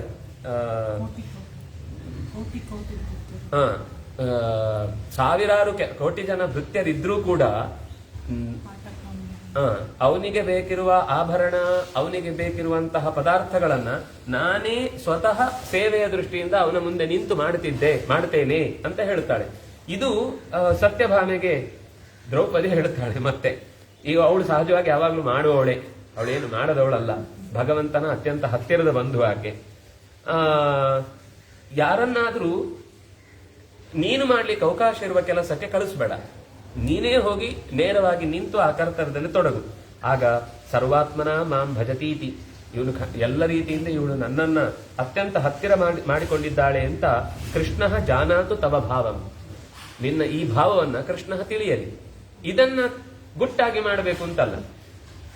ಅವ್ರು ಬರುವಾಗ ಎದುರುಗಡೆ ಅಲ್ಲಿ ತಮ್ಮಿಗೆ ನೀರಿಟ್ಬಿಡುದು, ಇನ್ನೇನು ಇಟ್ಬಿಡುದು, ಎಲ್ಲ ಬೇಕಾದ ವ್ಯವಸ್ಥೆ ಇರುತ್ತೆ. ಆದ್ರೆ ನಾನ್ ಮಾಡಿದ್ದು ಗೊತ್ತಾಗಬಾರದು ಅಂತ ಅರ್ಥ ಅಲ್ಲ.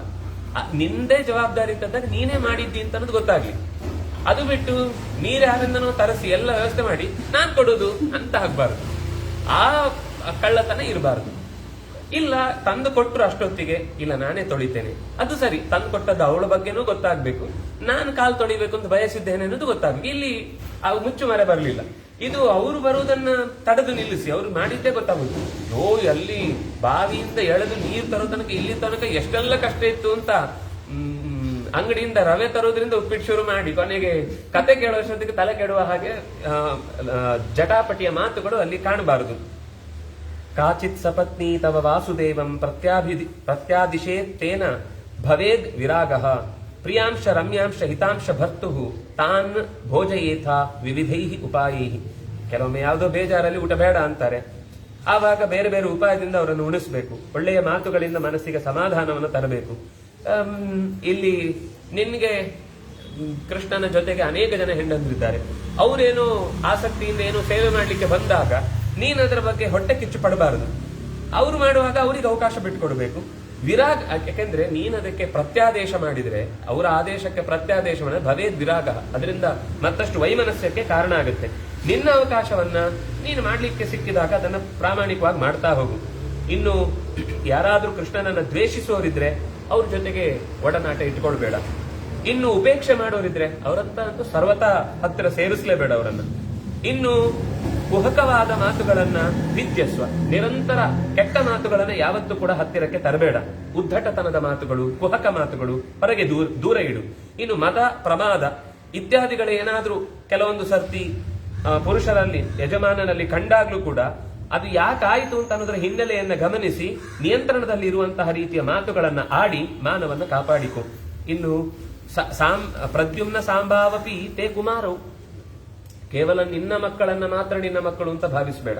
ನಿನ್ನ ಸವತಿಯರ ಮಕ್ಕಳನ್ನು ಕೂಡ ನಿನ್ನ ಮಕ್ಕಳನ್ನು ಅಷ್ಟು ಪ್ರೀತಿಯಿಂದ ಅವರನ್ನ ನೋಡು. ಆಗ ಅವರು ಕೂಡ ನಿನ್ನ ಮಕ್ಕಳನ್ನ ಪ್ರೀತಿಯಿಂದ ನೋಡ್ತಾರೆ. ಈ ಇಬ್ರು ಕೂಡ ಪರಸ್ಪರ ಪ್ರೀತಿಯಿಂದ ಇದ್ದಾರೆ ಅಂತ ನೋಡಿದಾಗ ಯಜಮಾನನು ಸ್ವಲ್ಪ ಸಮಾಧಾನ ಇರ್ತೇನೆ. ಇಲ್ಲಾಂದ್ರೆ ಅವ್ರು ಈ ಕಡೆಯಿಂದ ಅತ್ತೆನ್ ಸಮಾಧಾನ ಮಾಡ್ಬೇಕು, ಈತೆಯಿಂದ ಸೊಸೆಯನ್ ಸಮಾಧಾನ ಮಾಡ್ಬೇಕು, ಈತೆಯಿಂದ ಮಗಳನ್ನ ಸಮಾಧಾನ ಮಾಡ್ಬೇಕು. ಮೂರು ರೀತಿಯ ಕಡೆಯಿಂದಲೂ ಅವನ ದಾಳಿ. ಅಂದ್ರೆ ಈಗ ಹೆಂಡತಿ ಅಂತ ಮತ್ತೆ ಹೇಳುವಂತದ್ದಿಲ್ಲ, ಇದ್ದಾರೆ ಅವರವರು ಗಲಾಟೆ ಅದು ಅವ್ರಿಗೆ ಬಿಡಿ. ಆದ್ರೆ ಸಹಜವಾಗಿ ಇಲ್ಲಂತೂ ನಮ್ಗಂತ ಸಮಸ್ಯೆ ಇಲ್ಲ. ಆ ಸ್ಥಿತಿಯಲ್ಲಿ ಇದ್ದಾಗಲೂ ವ್ಯವಸ್ಥೆಯ ದೃಷ್ಟಿಯಿಂದ ಒಬ್ಬರ ಮಾತು ದೊಡ್ಡದಾಗಬೇಕು ಅಂತ ಪರಸ್ಪರ ಕಿತ್ತಾಟದಿಂದ ಮನೆ ನರಕ ಆಗಿ ಹೋಗ್ತದೆ. ಅದರಿಂದ ಅಂತಹದ್ದಕ್ಕೆ ಅವಕಾಶ ಕೊಡಬಾರದು.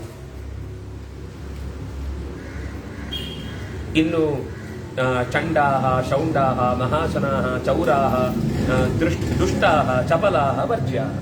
ಯಾವ ಕಾರಣಕ್ಕೂ ಕೂಡ ನಮ್ಮ ಮನೆಯ ನೆಮ್ಮದಿ ಹಾಳಾಗುವುದಕ್ಕೆ ಕಾರಣವಾದ ಸ್ವಲ್ಪ ಕ್ರೂರಿಗಳು, ಅಹಂಕಾರಿಗಳು, ಏನು ಸಿಕ್ಕಿದ್ರು ಸಾಕು ಅಂತ ಹೇಳದ ಲೋಭಿಗಳು ಮನೆಯಲ್ಲಿ ಬಂದಾಗ ಅದೇ ಮಾತಾಡ್ತಿರ್ತಾರೆ. ಎಷ್ಟು ಜಾಗ ತಗೊಂಡ್ರಿ, ನಾವಷ್ಟು ತಗೊಂಡ್ವಿ, ಎಷ್ಟು ಚಿನ್ನ ತಗೊಂಡ್ರಿ, ನಾವಷ್ಟು ತಗೊಂಡ್ವಿ. ಬರೀ ಅವರು ಸಂಪಾದಿಸಿದ್ದು ಬಿಟ್ಟು ಬೇರೆ ಒಳ್ಳೆ ಮಾತಾಡ್ಲಿಕ್ಕೆ ಅವಕಾಶವೇ ಇಲ್ಲ. ಅವರೊಬ್ರು ಯಾರೋ ನಮ್ಮ ವ್ಯವಸ್ಥೆಯನ್ನ ಏನೋ ಇದ್ ಮಾಡ್ಲಿಕ್ಕೆ ಬಂದ್ರು, ನಾನು ಹೇಗೆ ಅವರನ್ನು ದಾರಿ ತಪ್ಪಿಸಿ ನನ್ನ ಸಂಪತ್ತನ್ನು ಉಳಿಸ್ಕೊಂಡೆ ಗೊತ್ತಾ ಅಂತ ಇಂತಹ ಹೊಟ್ಟೆ ಕಿಚ್ಚಿನ ಮಾತುಗಳನ್ನೇ ಆಡ್ತಾ ಮನಸ್ಸು ಕೆಡಿಸುವಂತವರ ಜೊತೆಗೆ ವರ್ಜ್ಯಾಹ, ದೂರ ಇರಬೇಕು. ಇನ್ನು ಚೋರಾಹ, ಕಳ್ಳತನ ಮಾಡೋರಿದ್ರೆ, ಇನ್ನು ಇನ್ನೊಬ್ಬರ ಬಗ್ಗೆ ಕೆಟ್ಟದನ್ನೇ ಬಯಸೋರಾದ್ರೆ, ಚಪಲಾಹ, ಕೆಟ್ಟ ಚಾಪಲ್ಯ, ಜಿಪ್ಪಾ ಚಾಪಲ್ಯ ಇರಬಹುದು ಅಥವಾ ಮಾತಾಡುವ ಚಪಲ ಇರಬಹುದು, ಏನೋ ಒಂದು ರೀತಿಯ ಚಪಲದ ವ್ಯಕ್ತಿಗಳನ್ನ ಜೊತೆಗೆ ಸಂಬಂಧ ಇಟ್ಟುಕೊಳ್ಬೇಡ ಅಂತ ಹೀಗೆ ಹೇಳಿ ಕೊನೆಗೆ ಸತ್ಯಭಾಮೆ ಖುಷಿಪಟ್ಟು ಹೇಳುತ್ತಾಳೆ, ನೀನು ಹೇಳಿದ ಪ್ರತಿಯೊಂದು ಮಾತು ಕೂಡ ತುಂಬಾ ಸರಿಯಾದದ್ದು, ನಾನು ಯಾವುದನ್ನು ಕೂಡ ಅಲ್ಲ ಅಂತ ಹೇಳ್ತಿಲ್ಲ. ಉವಾಚ ವಚನಂ ಹೃದ್ಯಂ ಯಥಾಭಾವಂ ಸಮಾಹಿತಂ ಕೃಷ್ಣೇ ಮಾ ಭೂತ್ ತ್ವಯೋತ್ಕಂಠ ಮಾ ವ್ಯಥಾ ಮಾ ಪ್ರಜಾಗರಃ. ಸತ್ಯಭಾಮೆ ಮರಳಿ ಕಾಡಿನಿಗೆ ಬಂದಾಗ ಅವರ ಇಷ್ಟೆಲ್ಲ ಒಂದು ರೀತಿ ರಾಜ ವೈಭೋಗದಿಂದ ಬದುಕಿದವಳಿಗೆ ಈಗ ಬರೀ ನೆಲದಲ್ಲಿ ಮಲಗುವ, ಒಂದು ರೀತಿ ಯಾವುದೇ ಅಧಿಕಾರದಲ್ಲಿ ಇಲ್ಲದೆ ಇರುವಂತಹ ಒಂದು ಪರಿಸ್ಥಿತಿ ಬಂತು ಅಂತ ಬೇಜಾರು ಬರಬಾರದಲ್ಲ. ಅದಕ್ಕೆ ಅವಳು ಕೃಷ್ಣೆ ಸಂಬೋಧನೆ ಮಾಡ್ತಾಳೆ, ಮಾ ಭೂತವ ಉತ್ಕಂಠ, ನಿನಗೆ ನೀ ದುಃಖ ಪಡಬೇಡ, ಈ ರೀತಿ ಕಾಡಲ್ಲಿದ್ದೀವಿ, ಮಾ ವ್ಯಥ. ಹಾಗಂತೇಳಿ ಈಗ ಕೆಲವೊಂದು ಸತಿ ಏನಾದ್ರೂ ಕಷ್ಟ ಆದ್ರೆ ರಾತ್ರಿ ನಿದ್ದೆ ಬಿಟ್ಬಿಡುದು, ಎಚ್ಚರ ಎದ್ಬಿಡುದು. ಮಾ ಪ್ರಜಾಗರ, ನಿದ್ದೆಗೆಟ್ಟೇನು ಸಿದ್ಧ ಆಗುದಿಲ್ಲ. ನಿರಂತರ ಅಳುವುದರಿಂದ ಸಮಸ್ಯೆ ಪರಿಹಾರ ಆಗುದಿಲ್ಲ, ಅಳುತ್ತಾ ಕೊಡುದು. ನಿದ್ದೆಗೆಟ್ಟು ಇನ್ನೇನೇನೋ ಉತ್ಕಂಠ ಅಂತಂದ್ರೆ ಒಳಗಿನಿಂದಲೇ ವ್ಯಥೆ ಪಡುವುದು. ಭರ್ತೃಭಿಹಿ ದೇವ ಸಂಕಾಶೈಹಿ ಚಿತಾಂ ಪ್ರಾಪ್ಸಿಸಿ ಮೇದಿನಿ. ದೇವತೆಗಳಿಗೆ ಸಮಾನರಾದಂತಹ ಶಕ್ತಿಯುಳ್ಳಂತಹ ನಿನ್ನ ಗಂಡಂದಿರು ನ್ಯಾಯದ ಬದುಕನ್ನು ನಡೆಸಿದ್ದಾರೆ. ಅದರಿಂದಾಗಿ ಖಂಡಿತ ಮೇದಿನಿ ಚಿತಾಂ ಪ್ರಾಪ್ಸಿಸಿ, ಮರಳಿ ಅವರು ಗೆದ್ದೇ, ಅಂದ್ರೆ ಮತ್ತೆ ಯಾರು ಭಿಕ್ಷೆ ಕೊಡಬೇಕಾಗಿಲ್ಲ ನಿಮ್ಗೆ, ಅಥವಾ ನೀವು ಹೋಗಿ ಅದಕ್ಕೋಸ್ಕರ ಪರದಾಡಬೇಕಾಗಿಲ್ಲ. ನಿಮ್ಮ ಶೌರ್ಯಕ್ಕೆ ತಕ್ಕದಾದ ಬಲದಿಂದ ನಿಮ್ಮ ಭೂಮಿಯನ್ನು ನೀವು ಮರಳಿ ಪಡೀತೀರಿ. ನಹ್ಯೇವಂ ಶೀಲ ಸಂಪನ್ನ ನೈವಂ ಪೂಜಿತ ಲಕ್ಷಣ ಪ್ರಾಪ್ನುವಂತಿ ಚಿರಂ ಕ್ಲೇಶಂ ಯಥಾ ತ್ವಮಸಿ ತೇಕ್ಷಣೆ. ನಿನ್ನ ಪ್ರಾಮಾಣಿಕವಾದ ಸೇವೆ ಮತ್ತು ಶೀಲ ಸಂಪನ್ನರಾದಂತಹ ಪಾಂಡವರ ಜೊತೆಗಿರುವ ಈ ಸಂಬಂಧ ಖಂಡಿತ ನಿನಗೆ ಚಿರಂ ಕ್ಲೇಶಂನ ಪ್ರಾಪ್ನುವಂತಿ, ನಿನಗೆ ದೀರ್ಘವಾದ ಕ್ಲೇಶಕ್ಕೆ ಕಾರಣ ಆಗುವುದಿಲ್ಲ. ಆಗುತ್ತೆ, ಕ್ಲೇಶ ಆಗುದಿಲ್ಲ ಅಂತ ಹೇಳುವುದೇ ಇಲ್ಲ. ಮನುಷ್ಯ ಅಂದಮೇಲೆ ಕಷ್ಟಗಳು, ತಪ್ಪು ಒಪ್ಪುಗಳು, ಅವ್ಯವಸ್ಥೆಗಳು ಆಗ್ತಾ ಇರುತ್ತೆ. ಆದ್ರೆ ಅದು ಹೊಸ ಹೆಜ್ಜೆಗೆ ಬಾಧಕವಾಗುವ ಗೋಡೆ ಆಗಬಾರ್ದು. ಮರ್ತು ಅದರಿಂದ ಏನೋ ಕೆಟ್ಟ ಪಾಠವನ್ನ ಮರ್ತು ಮತ್ತೆ ತೊಂದರೆನೂ ಮಾಡ್ಕೊಳ್ಬಾರ್ದು. ಎರಡರ ಮಧ್ಯದಲ್ಲಿ ಕ್ಲೇಶವನ್ನ ದಾಟುವಂತಹ ಶಕ್ತಿ ಖಂಡಿತ ಸಿಕ್ಕೇ ಸಿಗುತ್ತೆ. ಭರ್ತೃಭಿ ಸಹ ಭೋಕ್ತವ್ಯ ನಿರ್ದ್ವಂದ್ವೇತಿ ಶ್ರುತಮ್ಮಯ. ಖಂಡಿತ ನೀನು ನಿನ್ನ ಗಂಡಂದರ ಜೊತೆಗೆ ಮತ್ತೆ ಈಗ ನೀನು ಹೇಳಿದ ಏನು ಒಂದು ರಾಜ್ಞಿಯ ಸ್ಥಾನದಲ್ಲಿ ನಡೆದ ಕರ್ತವ್ಯ ಮಾಡಿದ್ದಿ, ಅದನ್ನು ಮುಂದುವರೆಸಲಿಕ್ಕಿದ್ದೇವೆ. ಧೃತರಾಷ್ಟ್ರನ ಮಕ್ಕಳ ಅತಿಯಾದ ಆಸೆ, ಅವರ ವೈರವೇ ಅವರನ್ನ ಕೊಲ್ಲುತ್ತೆ. ಯುಧಿಷ್ಠಿರ ಮತ್ತೆ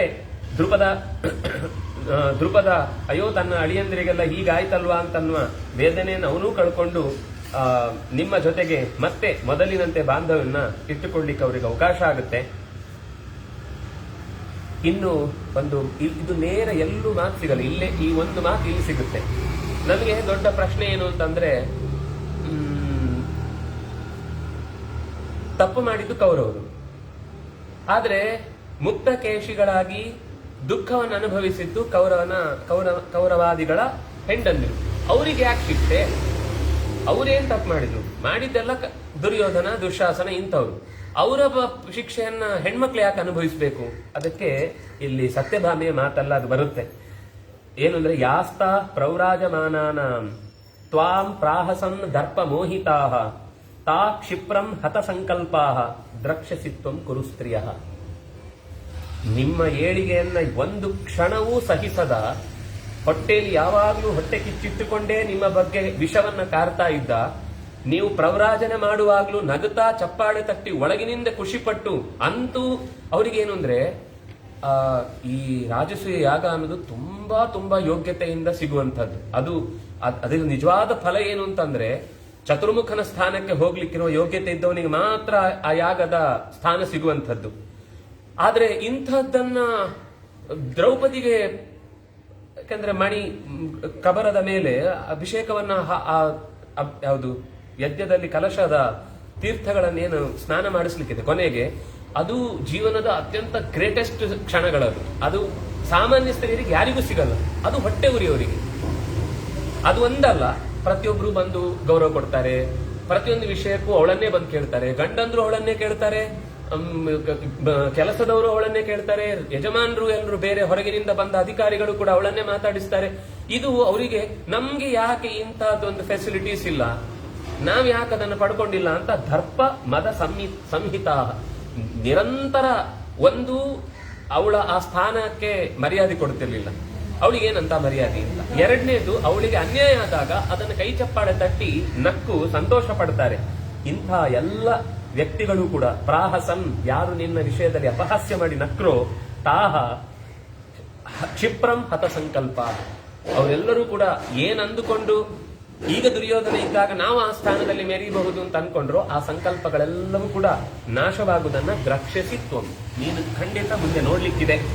ತವ ದುಃಖೋಪಪನ್ನಾಯಾಹ ಯೈಹಿ ಆಚರಿತಂ ಅಪ್ರಿಯಂ, ನಿಮ್ಗೆ ದುಃಖ ಆದಾಗ ಅಹಿತಂ ಆಚರಿತಂ, ಅನ್ಯಾಯವನ್ನೇ ಸರಿ ಅಂತ ಸಮರ್ಥಿಸಿದ ಎಲ್ಲರಿಗೂ ಕೂಡ ಮತ್ತೆ ಯಮಸಾಧನಂ ವಿಧಿ ಸಂಪ್ರಸ್ಥಿತಾನ್ ಸರ್ವಾನ್, ಯಮಸಾಧನಂ, ಯಮನ ಮನೆಗೆ ಅವರೆಲ್ಲರೂ ತೆರಳುವುದನ್ನ ಕೃಷ್ಣೇ ತ್ವಂ ನೀನು ನೋಡ್ತಿ.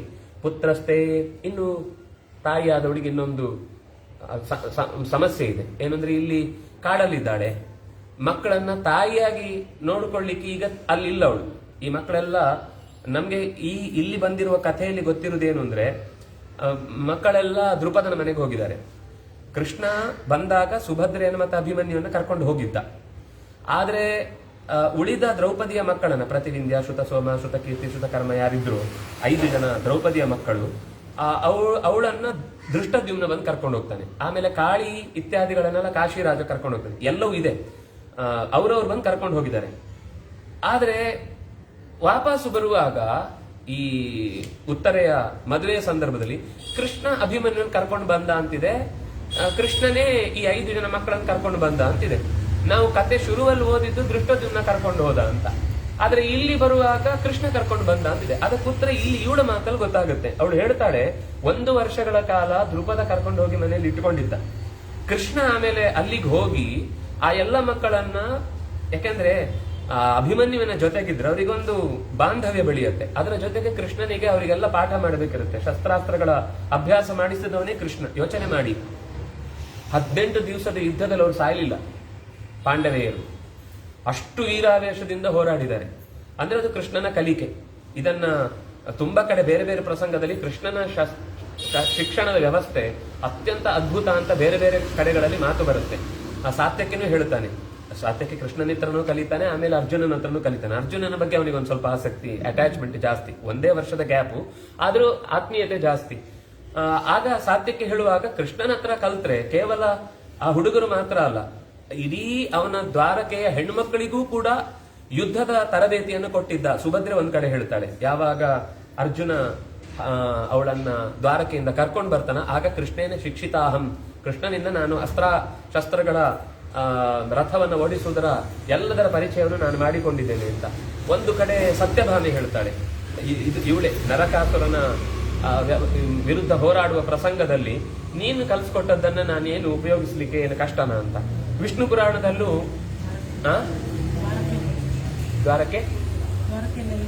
ಅದೇ ವಿಷ್ಣು ಪುರಾಣದಲ್ಲಿ ದ್ವಾರಕೆಯ ಕೋಟೆಯ ವರ್ಣನೆ ಮಾಡುವಾಗ ಮೇಲ್ಗಡೆ ಆ ದಂಡೆಯಲ್ಲಿ ಅನೇಕ ಶತಘ್ನಿಗಳು ಬೆಂಕಿಯ ಉಂಡೆಗಳನ್ನ ಪ್ರಸಾರ ಮಾಡುವಂತ ಯಂತ್ರಗಳಿದ್ದಾವೆ.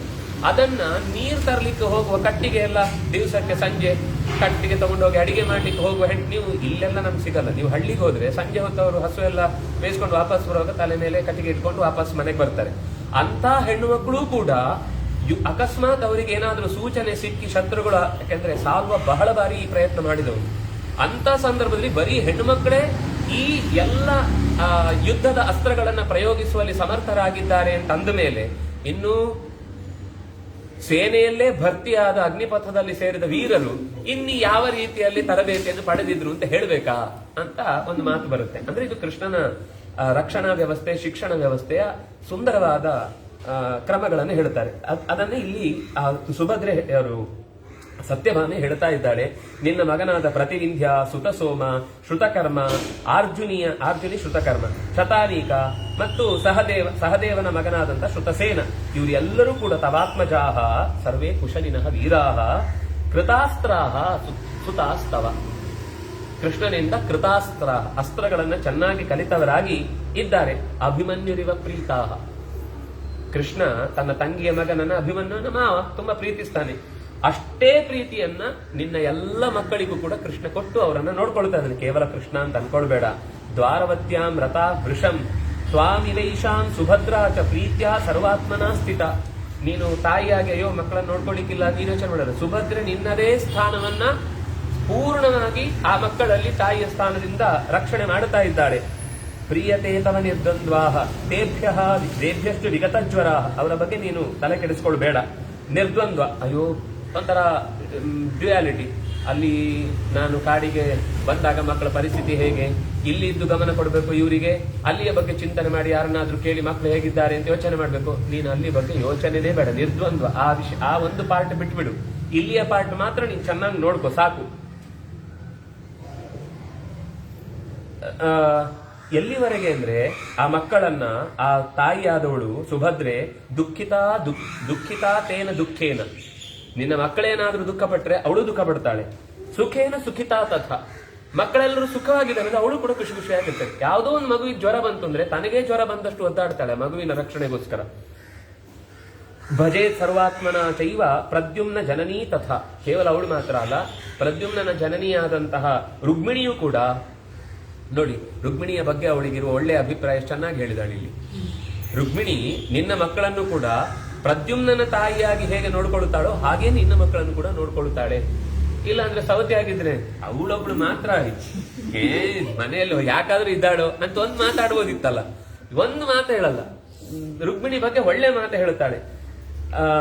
ರಾಮ ಪ್ರಭೃತಯ, ಇನ್ನು ಬಲರಾಮಾದಿಗಳು ಅವರು ಅಷ್ಟೇ ಅತ್ಯಂತ ಪ್ರೀತಿಯಿಂದ ಸರ್ವೇ ಭಜಂತಿ ಅಂಧಕ ವೃಷ್ಣೇಯ, ಕೇವಲ ಅವರು ಮಾತ್ರ ಅಲ್ಲ, ಅಂಧಕ ವೃಷ್ಣಿ ಸಾತ್ವತರು ಯಾರ್ಯಾರು ಆ ದ್ವಾರವತಿಯಲ್ಲಿ ಬೇರೆ ಬೇರೆ ಪ್ರಭೇದ ಇದ್ದಾರೆ. ಅಂದ್ರೆ ಒಂದೇ ಯದು ಮೂಲ ಆದ್ರೂ ಕೂಡ ಅವರಲ್ಲಿ ಮತ್ತೆ ಮಧುಗಳು ಒಂದಿಷ್ಟು ಜನ, ಯದುಗಳು ಒಂದಿಷ್ಟು ಜನ, ವರ್ಷಿಣಿಗಳು ಒಂದಿಷ್ಟು ಜನ, ಅಂಧಕರು, ಕುಕರರು, ಸಾತ್ವತರು ಅಂತ ಹೀಗೆ ಸಣ್ಣ ಸಣ್ಣ ಪುಟ್ಟ ಪುಟ್ಟ ಪ್ರಭೇದಗಳಿವೆ. ಅವು ಎಲ್ಲರೂ ಕೂಡ ಒಟ್ಟಿಗೆ ಇದ್ದು ನಿನ್ನ ಮಕ್ಕಳಿಗೆ ಅತ್ಯಂತ ಹತ್ತಿರದ ಬಂಧುಗಳಂತೆ ಇದ್ದಾರೆ.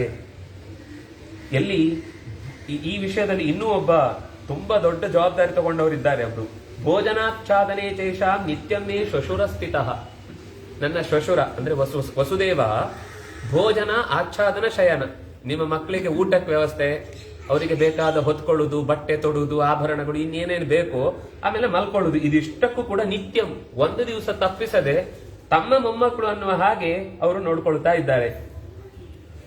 ಇನ್ನು ತುಲ್ಯೋ ಹಿ ಪ್ರಣಯಸ್ತೇಷಾಂ ಪ್ರದ್ಯುಮ್ನಸ್ಯ ಚ ಭಾಮಿನಿ ಮಾದಿ ಪ್ರಿಯಂ ಸತ್ಯಂ ಹೃದಯ ಮುಕ್ತ ಮನೋನುಗಂ. ಆ ಮಕ್ಕಳಿಗೆ ಮನಸ್ಸಿಗೆ ಏನು ಬೇಜಾರಾಗುತ್ತೋ ಅಂತಹದ್ದನ್ನ ಯಾರು ಮಾಡಲ್ಲ. ಆ ಮಕ್ಕಳಿಗೆ ಏನು ಹೃದಯದಲ್ಲಿ ಇಷ್ಟ ಆಗುತ್ತೋ ಅಂತಹದ್ದನ್ನು ಎಲ್ಲರೂ ತಂದು ಪ್ರಣಯ ತೋರಿಸ್ತಾರೆ. ಪ್ರದ್ಯುಮ್ನನಿಗೆ ಸಾಂಬನಿಗೆ ಯಾವ ಗೌರವ ಆ ಮನೆಯಲ್ಲಿ ಸಿಗುತ್ತೋ ಆ ಎಲ್ಲ ಗೌರವಗಳು ನಿನ್ನ ಮಕ್ಕಳಿಗೂ ಸಿಗ್ತಾ ಇದೆ. ಹೀಗೆ ಹೇಳಿ ಗಮನಾಯ ಮನಶ್ಚಕ್ರೆ, ನೀನು ಮಕ್ಕಳ ಬಗ್ಗೆ ಯೋಚನೆ ಮಾಡಬೇಡ, ಈ ಕಷ್ಟವು ಕೂಡ ಬಹಳ ಕಾಲ ಇರುತ್ತೆ ಅಂತ ಚಿಂತಿಸಬೇಡ, ಪರಿಹಾರ ಆಗಿ ಮತ್ತೆ ರಾಜ್ಯವನ್ನು ನೀನು ಸೇರುವವಳಿದ್ದಿ ಅಂತ ಹೇಳಿ ಕೃಷ್ಣ ಅಲ್ಲಿಂದ ದೂರದಿಂದ ರಥದಲ್ಲಿ ನಿಂತ್ಕೊಂಡು ಏನೇನೋ ಬೇಗ ಬಂದ್ರು ಮಕ್ಕಳ ನೀವು ಅಲ್ಲಿ ಮಾತಾಡ್ತಾ ಕೂತ್ರೆ ಮುಗಿಯೋದೇ ಇಲ್ಲ ಅಂತ ಆ ಕಡೆಯಿಂದ ಸಂಜ್ಞೆ ಮಾಡ್ತಾ ಇದ್ದಾನೆ. ತಾಂ ಕೃಷ್ಣ ಮಹಿಷಿ ಚಕಾರಾಭಿ ಪ್ರದಕ್ಷಿಣಂ. ದ್ರೌಪದಿಗೆ ಒಂದು ಪ್ರದಕ್ಷಿಣೆ ಬಂದು, ಅಂದ್ರೆ ದ್ರೌಪದಿ ದೊಡ್ಡವಳು ಸತ್ಯಭಾಮೆಗಿಂತ. ಯಾಕಂದ್ರೆ ಕೃಷ್ಣ ಧರ್ಮರಾಜನಿಗಿಂತ ಚಿಕ್ಕವನು ಕೃಷ್ಣ. ಅದರಿಂದಾಗಿ ಆ ಮದುವೆ ಪ್ರಸಂಗ ನೋಡುವಾಗ ಗೊತ್ತಾಗುತ್ತೆ ದ್ರೌಪದಿಯ, ಯಾಕೆಂದ್ರೆ ಕೃಷ್ಣ ಯಾವಾಗ ದ್ರೌಪದಿಯ ಇದಕ್ಕೆ ಬಂದು ಮತ್ಸ್ಯಭೇದಕ್ಕೆ, ಆಗ ಕೃಷ್ಣನಿಗೆ ಮದುವೆ ಆಗಿಲ್ಲ ಇನ್ನು. ಅದರಿಂದಾಗ ಅವಳು ದ್ರೌಪದಿ ಅಂದ್ರೆ ಕೃಷ್ಣ ಧರ್ಮರಾಜನಿಗೆ ಪ್ರದಕ್ಷಿಣೆ ಬರ್ತಾನೆ. ಇವಳು ಇನ್ನು ಕೆಲವೊಮ್ಮೆ ಏನು ಅಂದ್ರೆ ಅಕಸ್ಮಾತ್ ಅದು ವಯಸ್ಸಿನಿಂದ ಏನಾದ್ರೂ ದೊಡ್ಡವರಿದ್ರು, ದಾಂಪತ್ಯದ ಸಂಬಂಧ ದೊಡ್ಡದಾದಾಗ, ಈಗ ಕೆಲವೊಮ್ಮೆ ಸನ್ಯಾಸಿಗಳು ವಯಸ್ಸಿನಿಂದ ದೊಡ್ಡವರು ಇರ್ತಾರೆ, ಆದ್ರೆ ಸನ್ಯಾಸ ಅವ್ರಿಗೆ ಮೊದಲಾಗಿದ್ರೆ ವಯಸ್ಸಿನಿಂದ ದೊಡ್ಡವರಾಗಿದ್ರು ಕೂಡ ಸನ್ಯಾಸದಿಂದ ಯಾರು ದೊಡ್ಡವರು ಇರ್ತಾರೆ ಅವ್ರಿಗೆ ನಮಸ್ಕಾರ ಮಾಡಬೇಕು. ಯಾಕಂದ್ರೆ ಸನ್ಯಾಸದ ವಯಸ್ಸು ದೊಡ್ಡದಾಗುತ್ತೆ, ಸಾಧನೆ ಮಂತ್ರದ ಜಪದ ಕಾಲ ದೊಡ್ಡದು. ಅದರಿಂದಾಗ ಅವ್ರಿಗೆ ನಮಸ್ಕಾರ ಮಾಡ್ತಾರೆ. ಅಂದ್ರೆ ಅದು ಒಂದು ಪೀಠದಲ್ಲಿ ಕೂತಾಗ ಪೀಠದಲ್ಲಿ ಇದ್ದಾರೆ ಅಂತ ಎಲ್ಲರೂ ನಮಸ್ಕಾರ ಮಾಡ್ತಾರೆ, ಇಲ್ಲ ಅಂತ ಆದಾಗ ಈ ಸ್ಥಾನಕ್ಕೆ ಗೌರವ ಹೀಗೆ ಕೊಡ್ತಾರೆ.